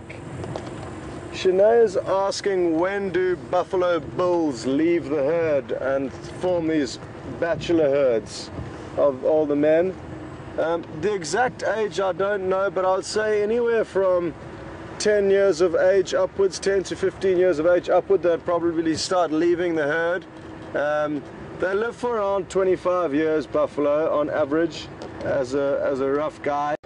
And the buffalo don't leave the herd permanently. What they do is they join up when it suits them. So when a herd's passing by, these older bulls will join in for a few kilometers, try and get some mating done, and then retract back to a less chaotic life. the life of a breeding herd of buffalo is quite chaotic in that they're moving big distances. They've got a lot of predators on their heels because there are young calves available to them. So there's a lot of movement and kind of stress with being related to a breeding herd of buffalo. Whereas these old bulls are just kind of like, we've been there, we've done that. We just want to detract ourselves from all the mayhem, is my kind of way of describing it. But that doesn't mean they are sexually inactive or not interested in the herd anymore. They just kind of spend time with the herd when it suits them. So I'd actually probably go back on what I said and say later than 10 years. I'd say probably 15 to 20 years would be more likely for the bulls to start peeling away from the herd as they've got a bit older and are less inclined to look for trouble. So I hope that answers your question, Shanae, and thank you again for another question.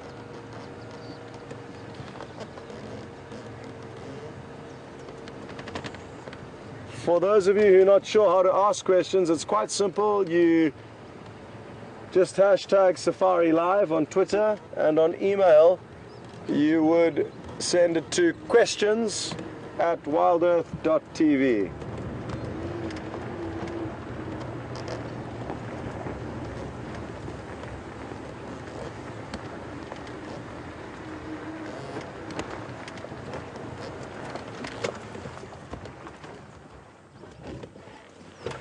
Oh, look at the catfish, quickly, quickly. Oh no.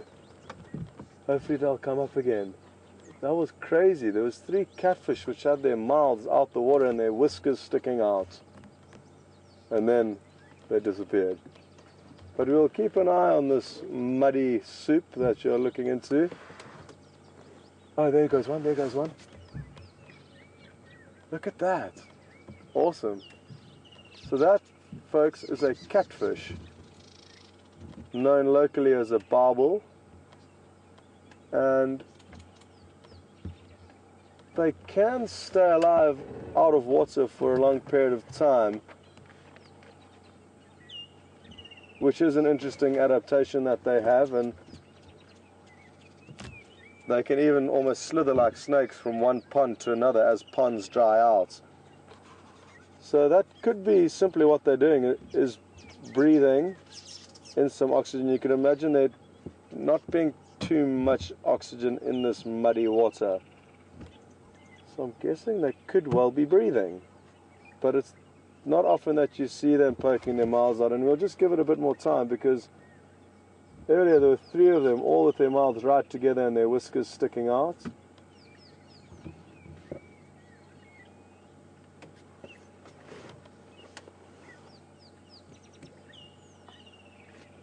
You can certainly see a lot of their bubbles and rises, whether they're feeding on small insects on the surface. Oh, there's one here, there's one here. Have you got it? Oh. They're sadly not doing it very long, but we will get a visual for you folks, so just bear with us. It's quite an interesting mouth.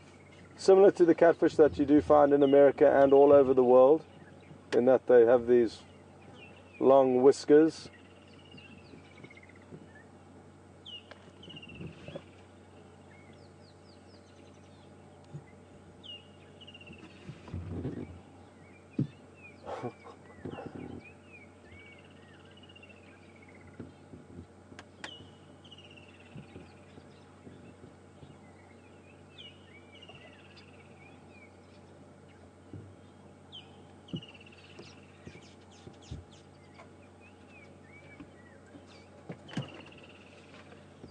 Awesome. You're getting that?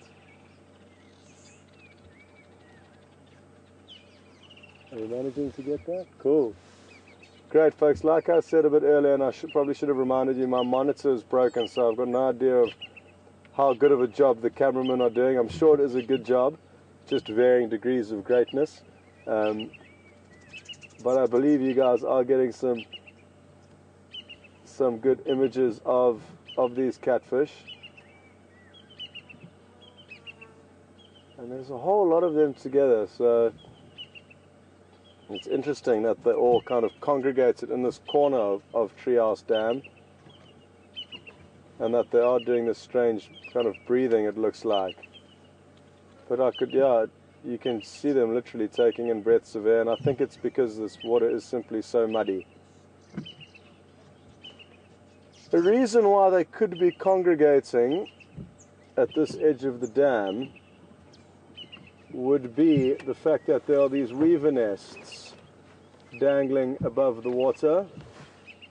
So in a moment, once they have stopped showing us this incredible behavior of fish breathing fresh air, which is not what you would typically see or assume a fish to be doing,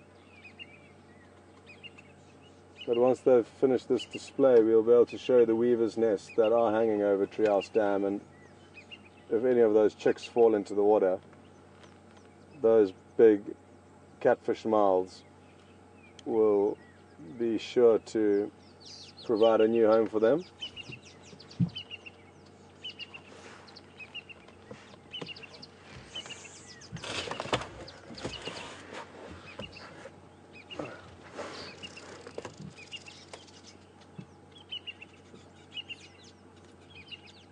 Okay, now good morning, Kim.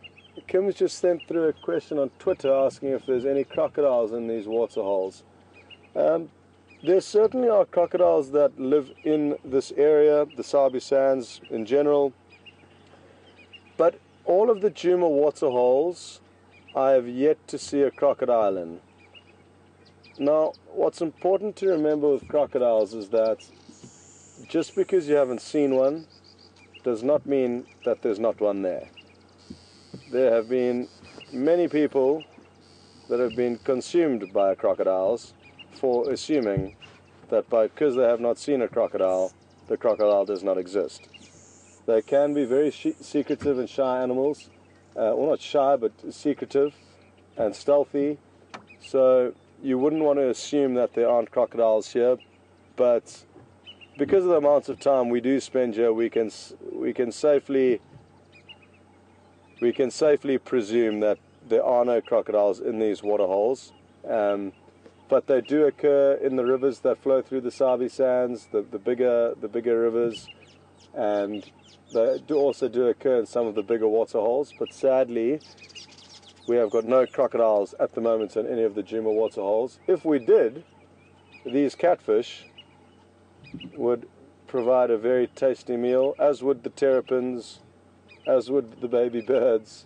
Crocodiles are very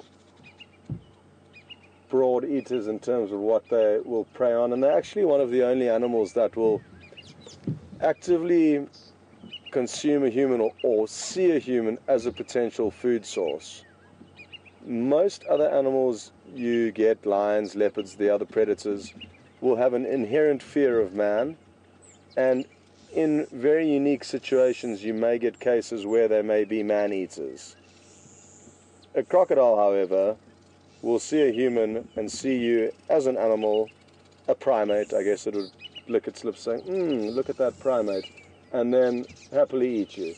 Whereas it's not the same for lion and leopard. They would usually be injured or old, or there'd be a unique scenario within which lion and leopard would attack a human for food.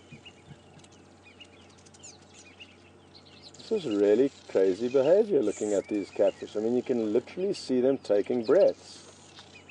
And I mean, there I could count 5 in one shot, at least 5 or 6.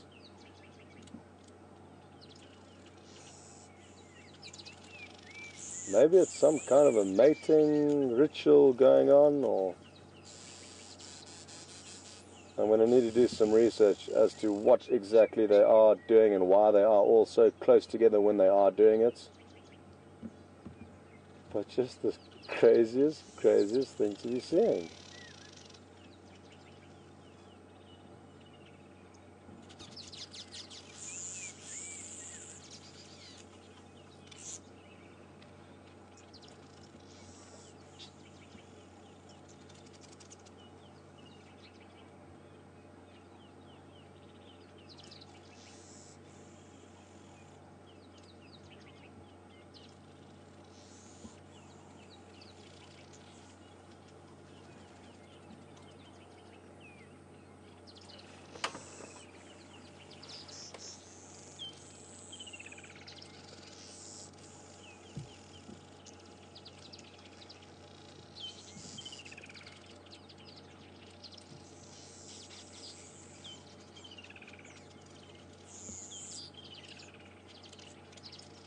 I'm guessing from the size of those mouths that these catfish are about 15 inches in length, but I'd say that would be their minimum length. That would be anywhere between kind of 15 and 25 inches in length at this size, but they can get massive.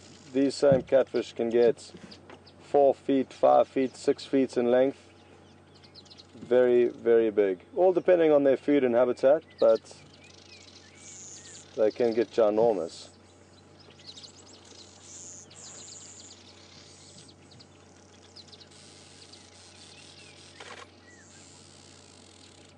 There's a terrapin taking a chance, swimming through that, could get inhaled by one of those catfish if it's not careful.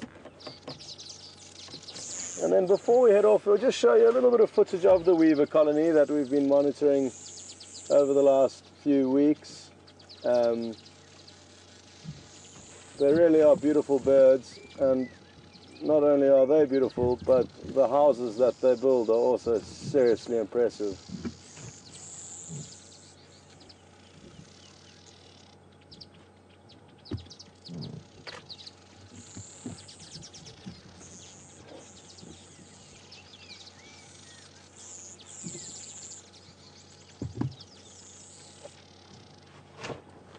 Sorry, I've made a very difficult angle here for the cameraman, so he's just repositioning himself to try and get some good shots.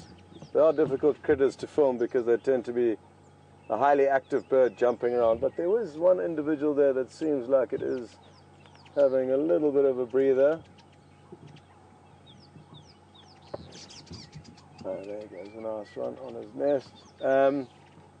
Now, interestingly, because we've been viewing them quite frequently, these weavers, I saw one starting to build its nest one morning, and Hayden saw that same weaver the following morning, and on the third morning of me viewing it, when I came back here, its nest was 100% complete. So it takes them roughly 3 days to build one of these nests. Would be just an example from the one that I have watched closely enough to monitor the exact time frame.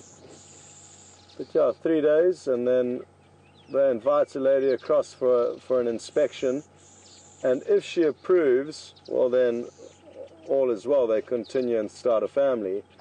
If not, it's not uncommon for the female to tear down the nest in disgust and get the male to start again.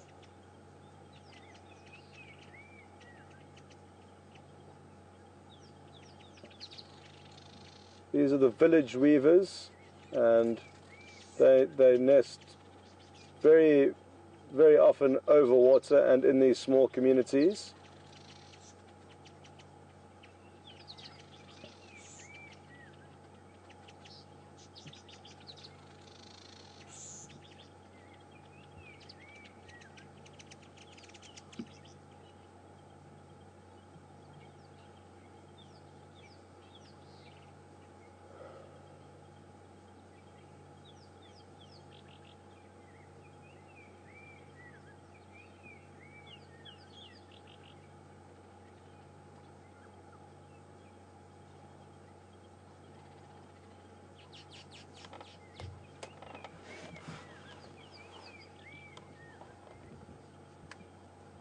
Dave Cartwright's just asked a question regarding vulture activity in this area. Morning, Dave.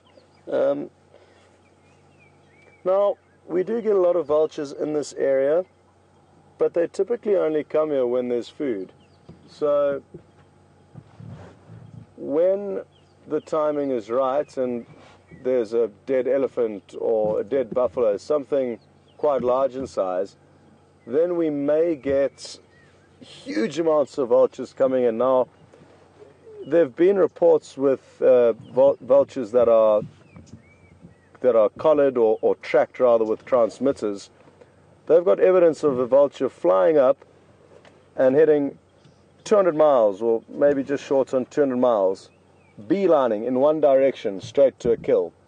Now, how it would know about that kill is, as once it does get up and rides a thermal, they can see about 3 or 4 miles another vulture, and you can imagine a whole stream of vultures heading in a certain direction. That creates a domino effect, and that domino effect can spread hundreds of kilometers, indicating to vultures which way to head to find these carcasses that they can feed on.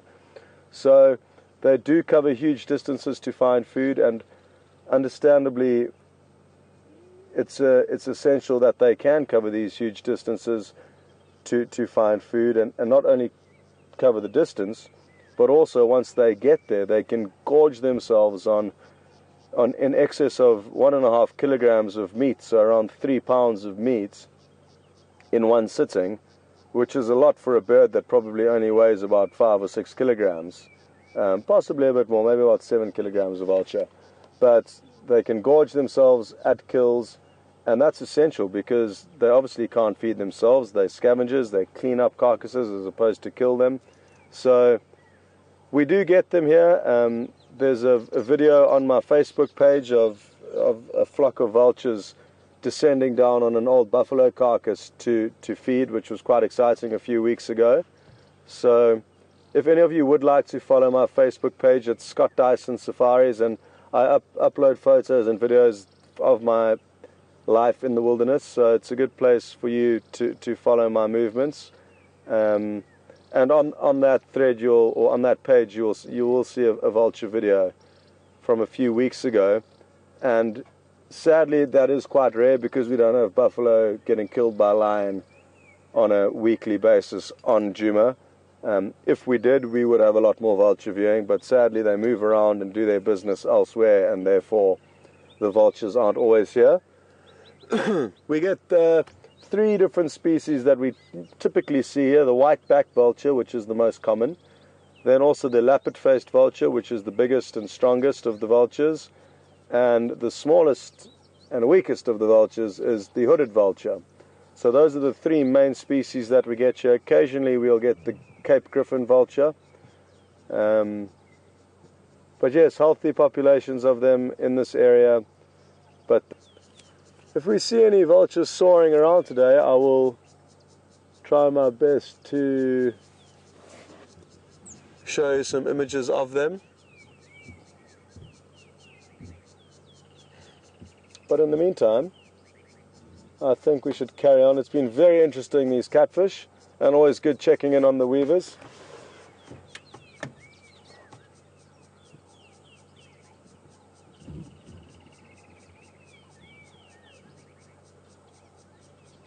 Okay, we've got a question from Raisa in Finland asking how you would distinguish between a village weaver and a southern masked weaver from a distance. With difficulty is the short answer to that question, but their habits and location would be key factors. So the fact that these nests are dangling over water and there's more than one of them indicates that it's going to be a village weaver. You don't even have to look closely at the weaver itself. Whereas a southern masked weaver nests usually solitarily and not necessarily not above water. So if there is a nest nearby, that will help you to point out. If not, there's a slight difference in their mask. So what I'll do is show you the difference. It's very slight, but there is a difference that you can see if you look through your binoculars. So the village weaver, the mask does not go up onto its forehead above the beak. It's yellow from the beak onto its forehead over there. Whereas the southern masked weaver has got a small amount of mask between its beak and its forehead, if that makes any sense. So that would be one of the main differences here. Also, I mean, here it says in the book that the back of the village weaver is heavily blotched, whereas the southern masked is less so. Not that we can see its back here. But you're right, Tracy, not an easy bird to distinguish out in the field. But by using habits and habitat, you can help narrow down your options, even if you're not having a very good look at the bird. So thank you, that is a good question. There are quite a few birds that are tricky to to distinguish out in the field. There's another very pretty raptor soaring up in the distance, but it's too far to get a good view of at the moment. However, it appears like it could be heading towards us, but it's not going to be easy at this distance for Nadav and the filming. There are now also some vultures soaring high above us, and that's going to be even more difficult for Nadav. But I'm willing to let him play around and try and give you guys an idea of how high they are and how effortlessly they soar. So these are the gambles we take to show you some good shots. We don't have any opportunities to edit anything for you, so this is live as it's happening and a little bit shaky potentially, but it looks like he's got it. So I think he's got a smile on his face, so that must mean something good. Cool. Now, while we've been staring up in the sky for the last few minutes and at the weaver's nest, we have not noticed a very large herbivore feeding in the distance. And I'm hoping, with a bit of luck, that this specific herbivore would like to come down for a drink. And like I said a bit earlier, as the day tends to heat up, the waterholes do become more active. So I think we are shortly in for a treat. I'm just going to try, I guess we don't have to move a muscle, we're probably in the best position here in terms of your view and our view and the fact that we are in shade. So give it a minute or two, but we have got some friends that will be joining us at the waterhole for a drink certainly, and if we're lucky, a little bit of a bath or a swim.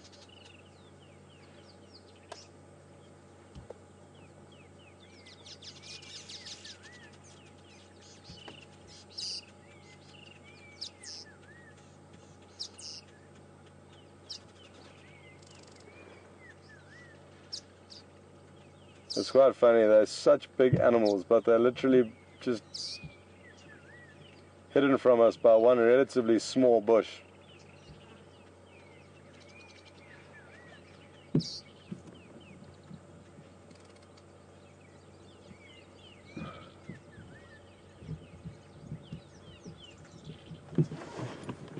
I'm worried that I'm not sure what they're doing behind that bush. They may already be starting the wallowing process, but we'll just wait some. Let's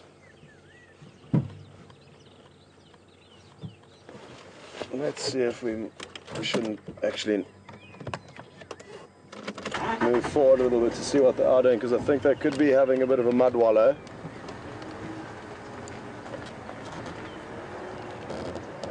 Yes, they are. So we are going to go and join them, because it'll be nice to get a bit closer and see them tossing all that mud around them.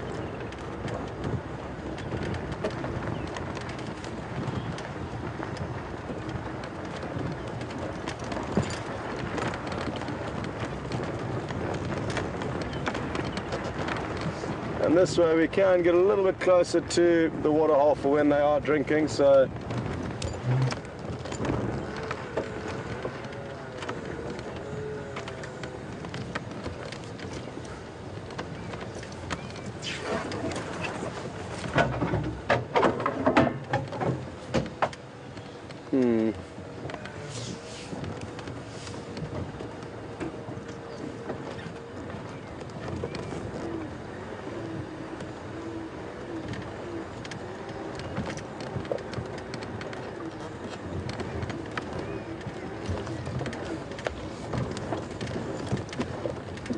just hold on here, guys, there's a few little bumps that I can't see too well. So we'll come back and watch them drink, but I just really want to show you these animals mud bathing.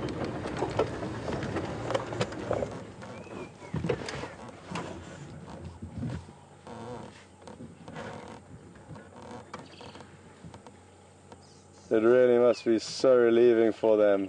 Such an awesome feeling, throwing this cool mud over their body.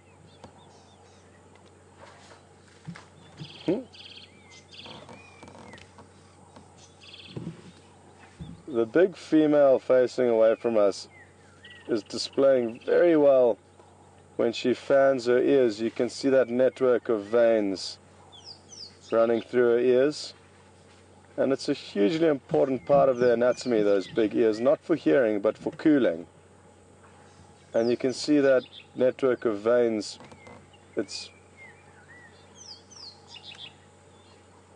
pumping a huge amounts of blood through those veins every minute, and that helps to keep these animals cool.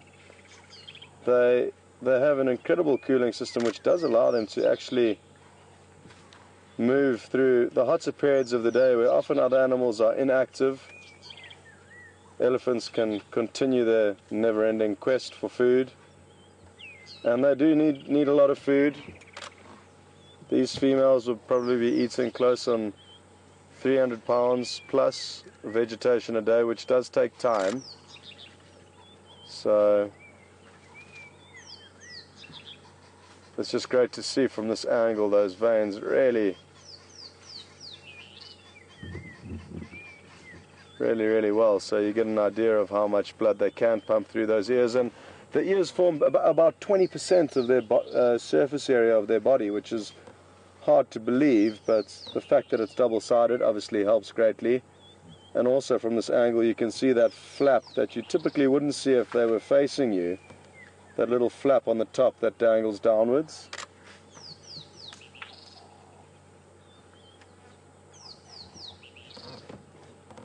Beautiful photographic opportunity this.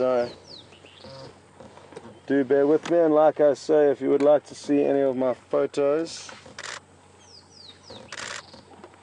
Scott Dyson Safaris is the Facebook page. That would be the best to follow, and from there you'll find links onto my Instagram and whatever else.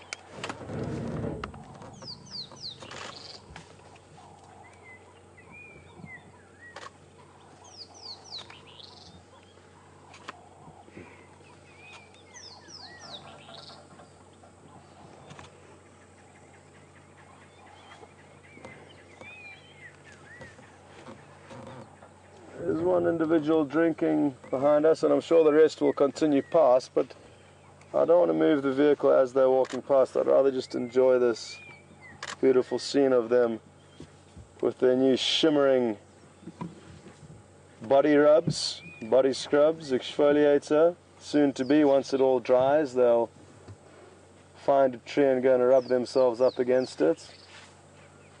Really beautiful, this. Sure.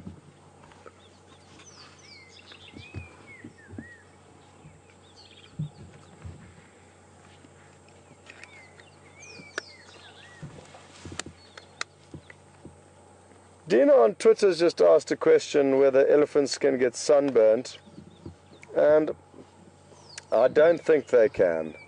I've heard of hippos having problems with the sun, but other than that, there's not many animals that I know of that do get sunburns, and elephant's hide is so thick and tough and rugged that I don't think they do have any problem with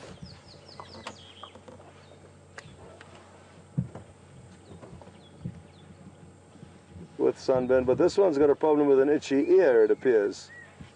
You really did need to give it a good scratch there.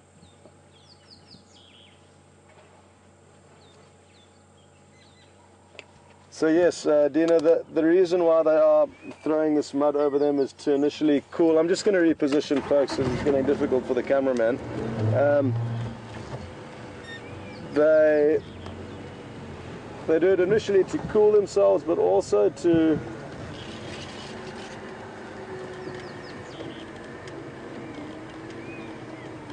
create a dry cake or crust around their body, which encases or encloses ectoparasites in in this dry mud and then peels them off. So this female, interestingly here, looks to be digging. Now, by digging below the ground water level, she may get fresher, cleaner water than what is found in the dam. So I think that is what she's trying to do. But let's just keep an eye on her and watch closely what happens here.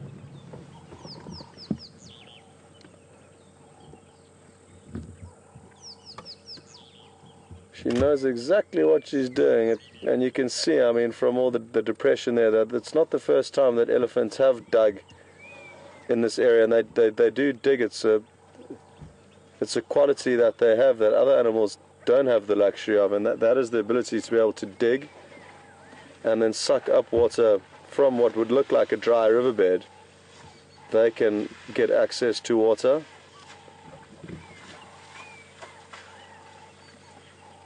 This could be a combination of, I mean, you can see she's almost spraying the water into her mouth to taste it, but not consuming any of it. You see that? So maybe she's not finding the water that's good enough for what she's wanting. They do like fresh water as opposed to muddy water if they can have a choice. We know this because they often rip up pipelines of water that doesn't matter where I've worked, elephants have provided problems with fresh water piping and digging it up and getting access to it. But it could be that they're looking for a few minerals, a mineral milkshake, hence the digging in this specific spot.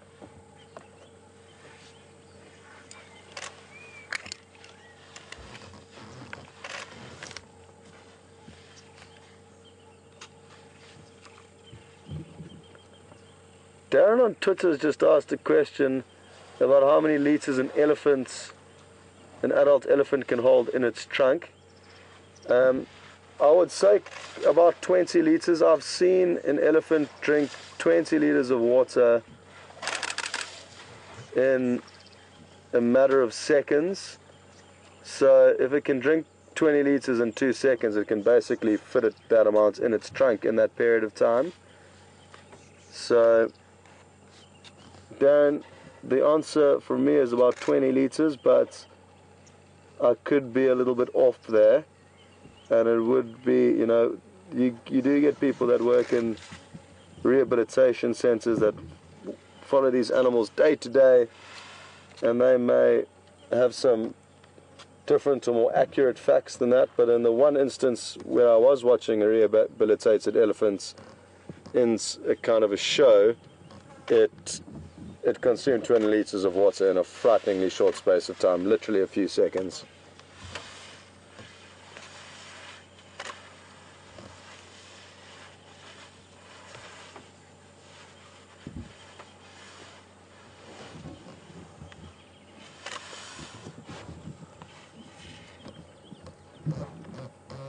It really is incredible how the muddy water is shimmering on their skin. It is beautiful to see.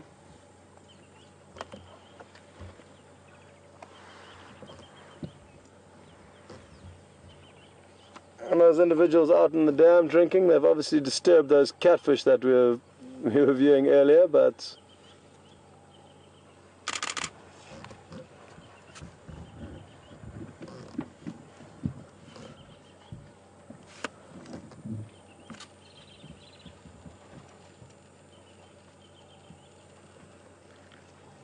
whew, it is cooking, folks, when we park in the sun. So you can understand why these ellies are really enjoying their mud bath so much,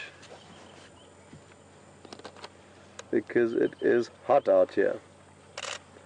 She's gone back to that same itch that she had earlier on her ear, which is quite interesting.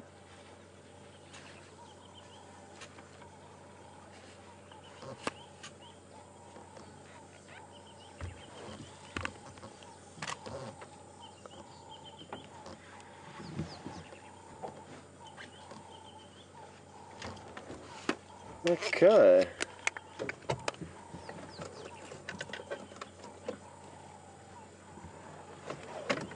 Really enjoying the fact that we've got to witness this whole event unfold, this whole process of them starting off with the mud wallowing and then gradually moving on to this little wallow here. I'm not sure exactly what she was doing, but she certainly was intent on getting some of the liquid out of that hole. It could be minerals, like I said, because it certainly wasn't fresh water that was coming out of there, no fresher than this. And then now they're moving on to the third and final part of their experience. I'm just wanting to try and get directly opposite where all of them are drinking. It should be a beautiful view for us.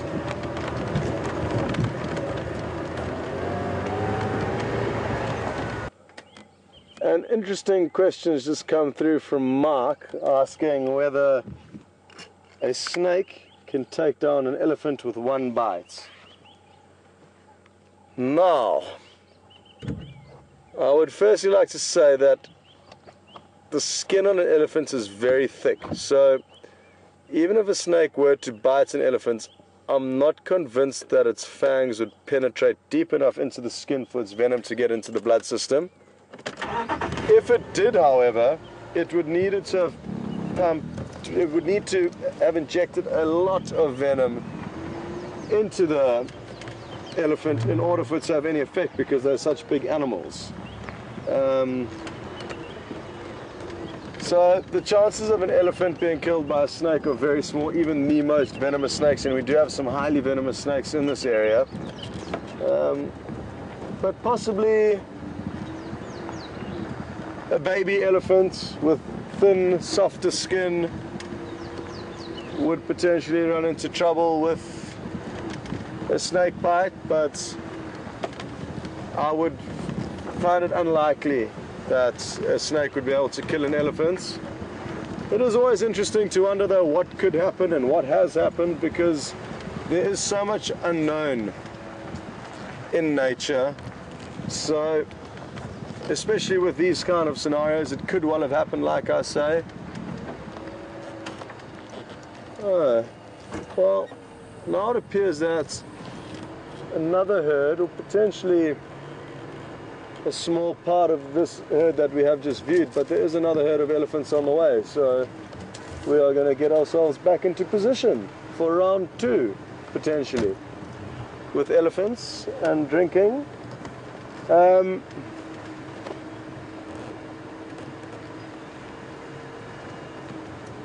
They do seem to potentially be passing by though, not heading towards the water, but we'll give it a moment or two.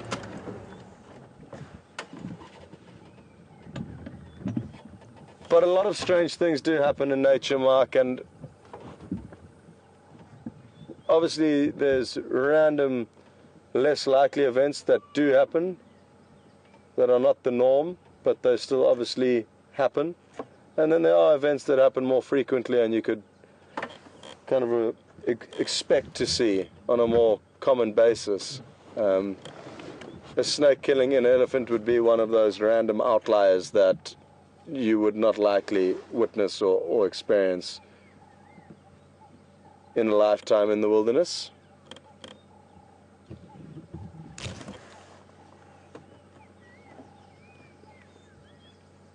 So it's interesting, these elephants, which I should be coming into view now, are passing very close by to the dam. But obviously they are planning on having a later drink stop, because I'm fairly sure that they know that there's water here. They could well have potentially heard the other herd of elephant through that infrasonic communication that we spoke about earlier this morning. So maybe there's a lack of requirement to drink, or a lack of interest to see that other herd of elephants. Different friendship circles, potentially.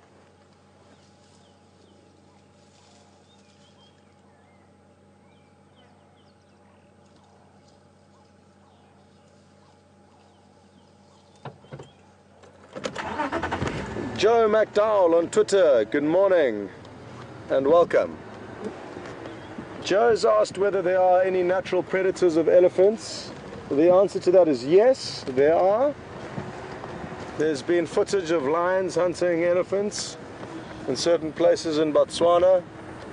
and I'm sure it's happened elsewhere throughout Africa, but it's a very unique scenario, that, and you need a lot of lions, prides of 20 plus lions, in order to take down an elephant and create the urge to hunt such big prey. It comes with a big pride of lions, so 20 or plus lion is not common to see as a starting point, but if you do see them, they can potentially hunt elephants. And I have seen a photograph of a crocodile holding on as tight as it can to an elephant's trunk, but the elephant's kind of pulling the crocodile out of the water as it clamped onto its trunk. I think that crocodile was just taking a chance, but a big crocodile could easily take down a baby elephant, and I wouldn't be surprised if it's happened a handful of times. I haven't seen footage of it, and I'm not sure if it has been documented, but if I could put money down on it happening, I probably would, because you get some monstrous crocodiles that could easily take down an elephant. But yeah, lion and crocodile would be your only two likely predators to take down an elephant, and it doesn't happen often. Where it does happen, it's fairly frequent in a certain place in Botswana.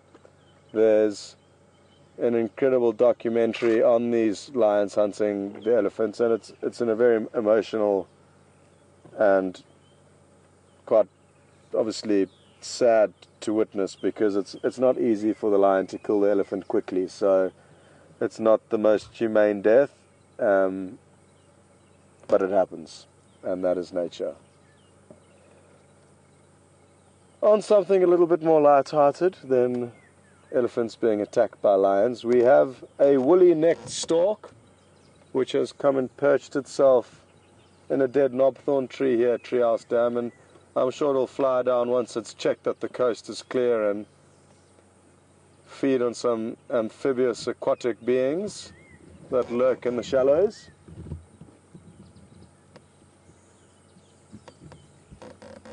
But this stork is a common stork in this area. They're here throughout the year, and very typical looking, just like storks that you find throughout the world. You'll find a lot of the species that we have here in Africa do occur elsewhere in the world, and it's just nice for you guys to be able to relate to something we may see here with some birds that you may have back home.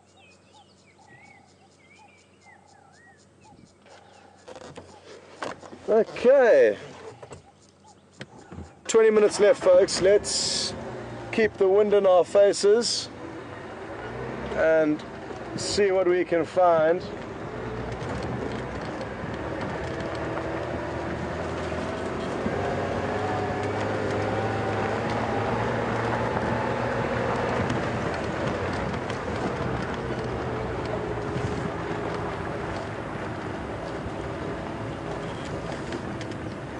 This was the area that the quarantine young male leopard was seen in yesterday. Now, a lot can change in 24 hours with regards to where a leopard may be relative to where it was seen. But it is just nice to know that he was lurking in these parts, and he could well still be here. I mean, he could have made a kill yesterday and be lying in a tree around the next corner. We are not sure.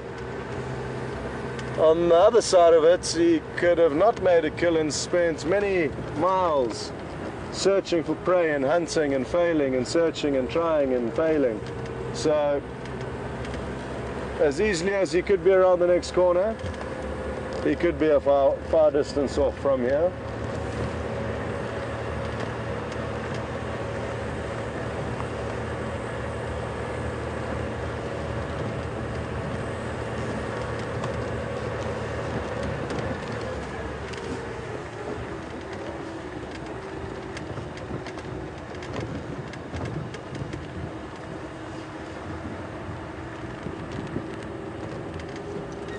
Nadav, can you remember where it was exactly yesterday? Okay. So Nadav was out with Mark the other morning, and he's just confirmed that we passed the area where he was seen, and Nadav no doubt scanned that area with extra care and no surprise that he wasn't right there.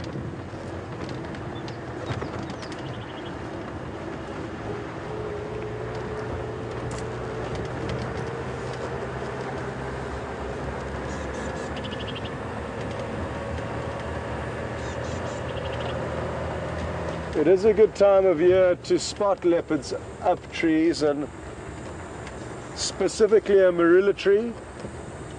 The marula trees, which I'll point out to you, here's a prime example on our left. So the marula tree is a favorite of the leopard because it has these thick, comfortable horizontal branches, of which you can see a few different options that a leopard could sleep on these horizontal branches. So most of the other trees in this area don't have as comfortable horizontal branch as the marula tree. So it is one of the favorites of leopards to sleep in. You can imagine how comfortable one could be on either of the horizontal branches of this tree. And the good thing about this time of year is that the marula trees, A, have got leaves on them, whereas in winter they don't, so they're not going to provide any shade. Secondly, it's very hot in summer as opposed to winter, so they are more likely to seek shade than in winter. So the fact that it's shady, well-leaved in the summer, and also the fact that it's much hotter in the summer would be two reasons why the leopard would go up there. And then a third contributing factor is because the grass becomes much longer in summer, it's almost like a thicker duvet. If you are lying on the ground, you've blanketed with grass, which will keep you warm. Whereas elevated up in the trees, you're going to have a lot more of a breeze and a draft keeping you cool. So do keep your onions peeled in the trees with horizontal branches for any strange shapes that may be a leopard.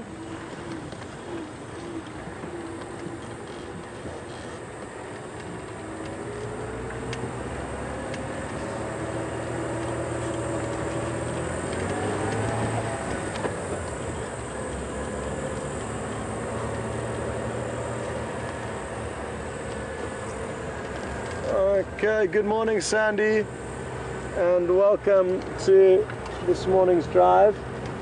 Sandy's asked whether we see any warthog and ostrich here. Ostrich I've seen a handful of times within this area of the Sabi Sands, but it's not common to see them here. They prefer more open areas. Lion catch them relatively easily in thick vegetation like this. So they prefer open areas from a safety perspective, and I think also in terms of their dietary requirements, they find more food in open areas. Our chances of seeing an ostrich here in the next few months are very slim. However, warthog, we will be able to show you, and thanks for reminding me. I actually saw a female with 4 tiny little piglets just the other day, and I said to myself, I really need to go there and show you guys some warthog. So this afternoon, I will be on a warthog hunt, and the piglets are so small and cute. Sadly, it's too far to get to now, but this afternoon, I assure you, I'll head to that area where I saw them, and with a bit of luck, we'll get to see them. Also, habitat restricts warthog in this area because it's very thick. They don't do well. They're short animals, and when you're short in thick vegetation, it's easy for animals to creep up on you without you knowing that they're there. So that makes life difficult for them here, for them to thrive. And the area that I will take you to show them is a lot more open, short grass. So,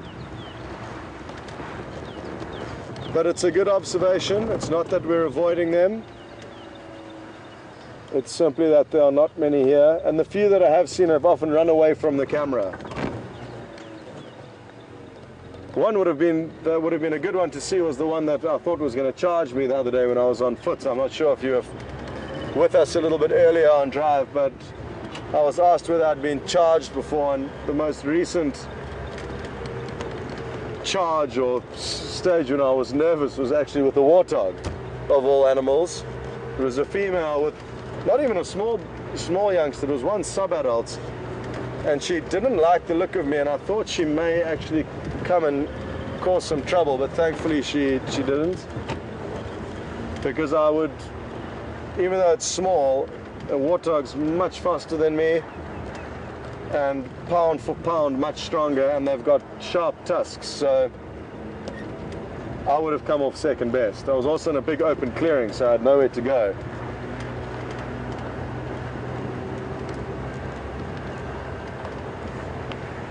It's a pity there aren't more warthog and ostrich here. They are wonderful animals to view, but you can't have everything, and we are spoiled with some incredible game viewing here, so not to be greedy, but it is important to point out that they are great animals to view.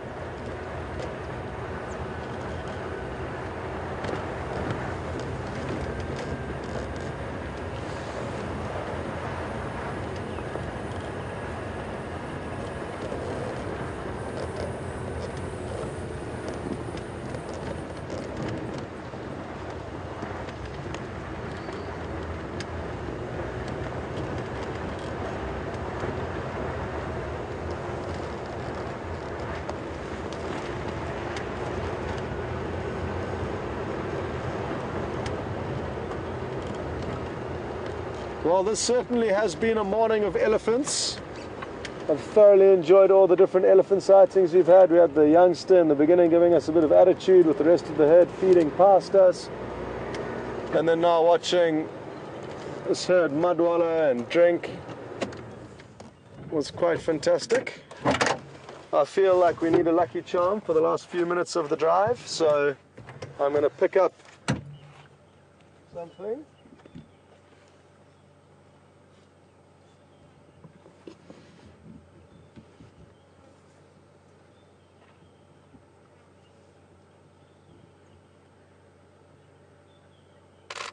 I'm not sure what bird this is from.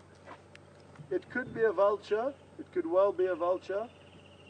So that is what I would like to guess, but I'm not 100% sure.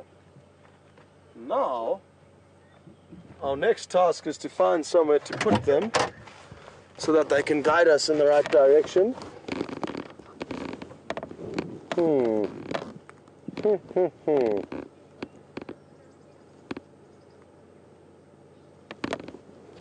We'll see how that does for now.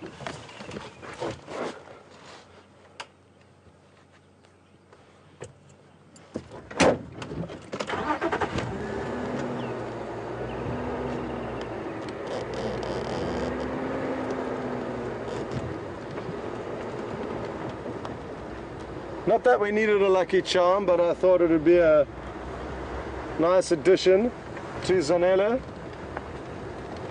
She is a lady and she does need pampering, and she does like decorating herself, so this is a small start in the right direction.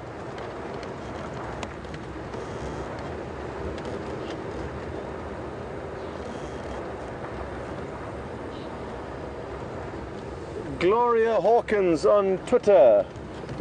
Good morning and welcome. Gloria has just asked whether cheetah are common in the Sabi Sands. The answer to that is no, Gloria. They are not common, and not now. It's important to emphasize, not at the moment. There are certain times that I've heard of, certain eras where cheetah were more prominent in the Sabi Sands. 10-15 years ago there were a bit more cheetah sightings, but it does ebb and flow, the number of cheetah that are seen in this area. The fundamental problem that cheetah face in this area though is initially habitats. As you can see, a lot of the areas are thick, so any animal requiring open vegetation to thrive is going to battle. So that would be the ostrich and the warthog as two examples, and now the cheetah, all animals that prefer and do better in open areas. Having said that though, there have been a few cheetah moving through the area over the last few months, but it's very uncommon to see them here. In 3.5 years that I spent in the Sabi Sands, not exactly here, further south from here, but similar vegetation, on average in a 6-week working cycle, you would see cheetah once or twice at the most as an average statistic. So relative to the amount of times you're seeing lion and leopard, cheetah are highly uncommon here, which is a pity, because it would be wonderful to follow the fastest mammal on earth doing its business more often than not. But like I say, we are really so spoilt already here in terms of the big five. Not that that's important, but the animals do include the lion, leopard, elephant, buffalo and rhino. So those animals are quite prominent here, and we do enjoy really good sightings of those animals. And out of all of those animals, the leopard especially is the one that stands out from the rest, because the leopard is a very shy and elusive animal typically, and there's lots of places in Africa where leopards occur, but they are not seen. Here, on the other hand, they occur and we get to see them, which obviously helps a lot, because without seeing them we don't get to share their beauty and understand how beautiful and amazing they are. So there are a lot of benefits of this reserve and of this area relative to lots of other wilderness areas that I have spent time in over the years. Sadly, cheetah and warthog and ostrich are not the strong points of the Sabi Sands. Having said all of that though, I'm hoping to see a leopard, at least a cheetah, at least once or twice before this comes to a close on the 31st of January next year.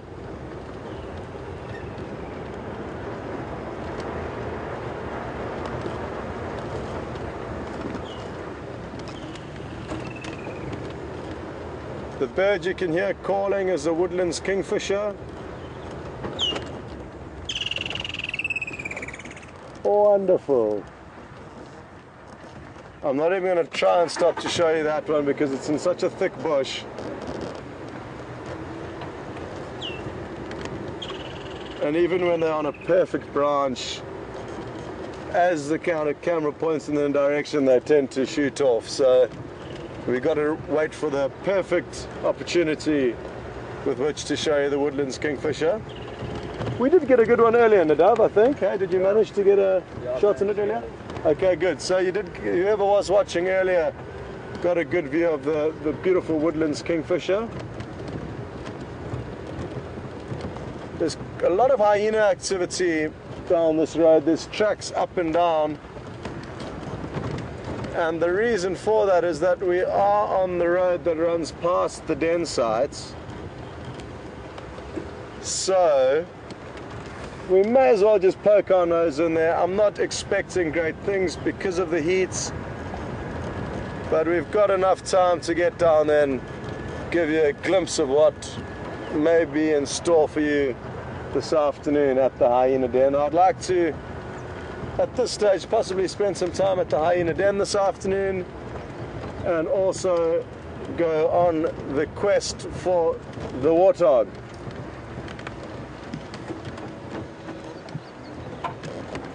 Asleep, dead, nobody knew, but it was curled up in a ball.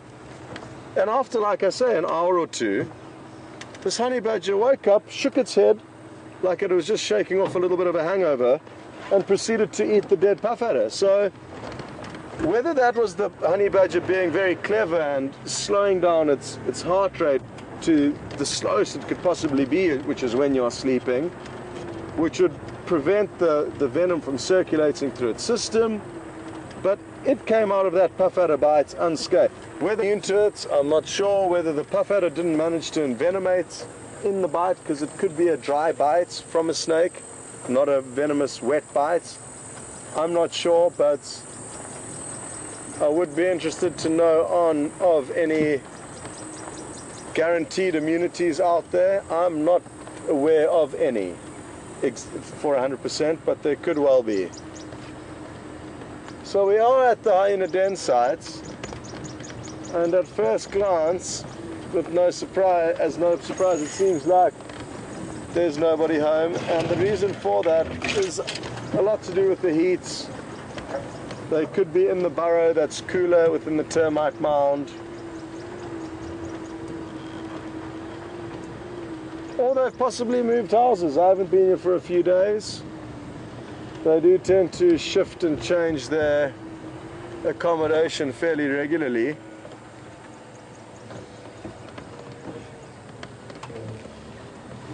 In order to prevent pest builds up, you can imagine the fleas and ticks that build up over time in a certain den. And I guess excrement from the youngsters. There are so many dragonflies flying around, it's actually phenomenal. Now, how on earth Nadav is going to film this, I don't know, but we're going to let him try. But there are literally dragonflies everywhere. Hundreds of them soaring above us like we've got a private aerial escort. Are you managing to get them, Nadav? Yeah, actually a bit. Okay, well done. So just interesting that focus. It's just interesting to see so many of them together.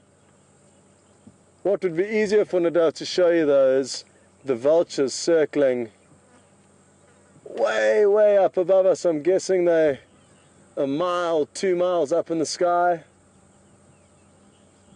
And from all the way up there, they can obviously see directly down. And way off in the distance, they'll notice if other vultures are plummeting out of the sky down onto a kill. And then they'll obviously start soaring in that direction. So imperative for them to be so high up, to be able to cover as much ground with those incredibly strong eyes of theirs.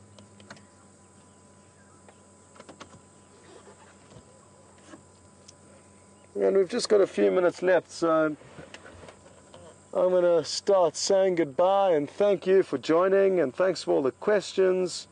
I've thoroughly enjoyed this morning with all the elephants, and after yesterday afternoon's drive with leopard and lion, it's not that I don't want to see any more, and obviously I want to show you them as much as possible, but it's important to give whatever animal's performing or presenting itself to you the stage. We don't always have the opportunity to put animals on stage. They rather decide when they would like to be on stage, and all we can do is show you that. So this morning we had different characters which performed for us. The catfish were one that I really didn't expect to get a performance out of, so that for me was something very interesting. The weavers are always great. All the birds along the way that we saw, those buffalo having a little bit of a tussle. Even though it was little, it's still good to see how they can behave. So yeah, folks, I hope you enjoyed this morning, and it's going to be Mark and myself out this afternoon again. So if another set of eyes, or 2 sets of eyes, Mark and the cameraman, I'm not sure who's going to be cameraman with Mark this afternoon, but another vehicle exploring this beautiful wilderness and searching for interesting things to show you. And it's also nice that way that we can chop between the 2 vehicles and show you whatever's the most exciting or interesting option that is available to us at the time. But I think we should just let you watch these vultures soaring off in the distance as a gentle goodbye and a slow goodbye. But from me until this afternoon, thank you very much. Have a great day or great morning, and finish off with these vultures soaring off in the distance. Who knows where they'll end up later today, but for now it's just pretty to be able to watch them.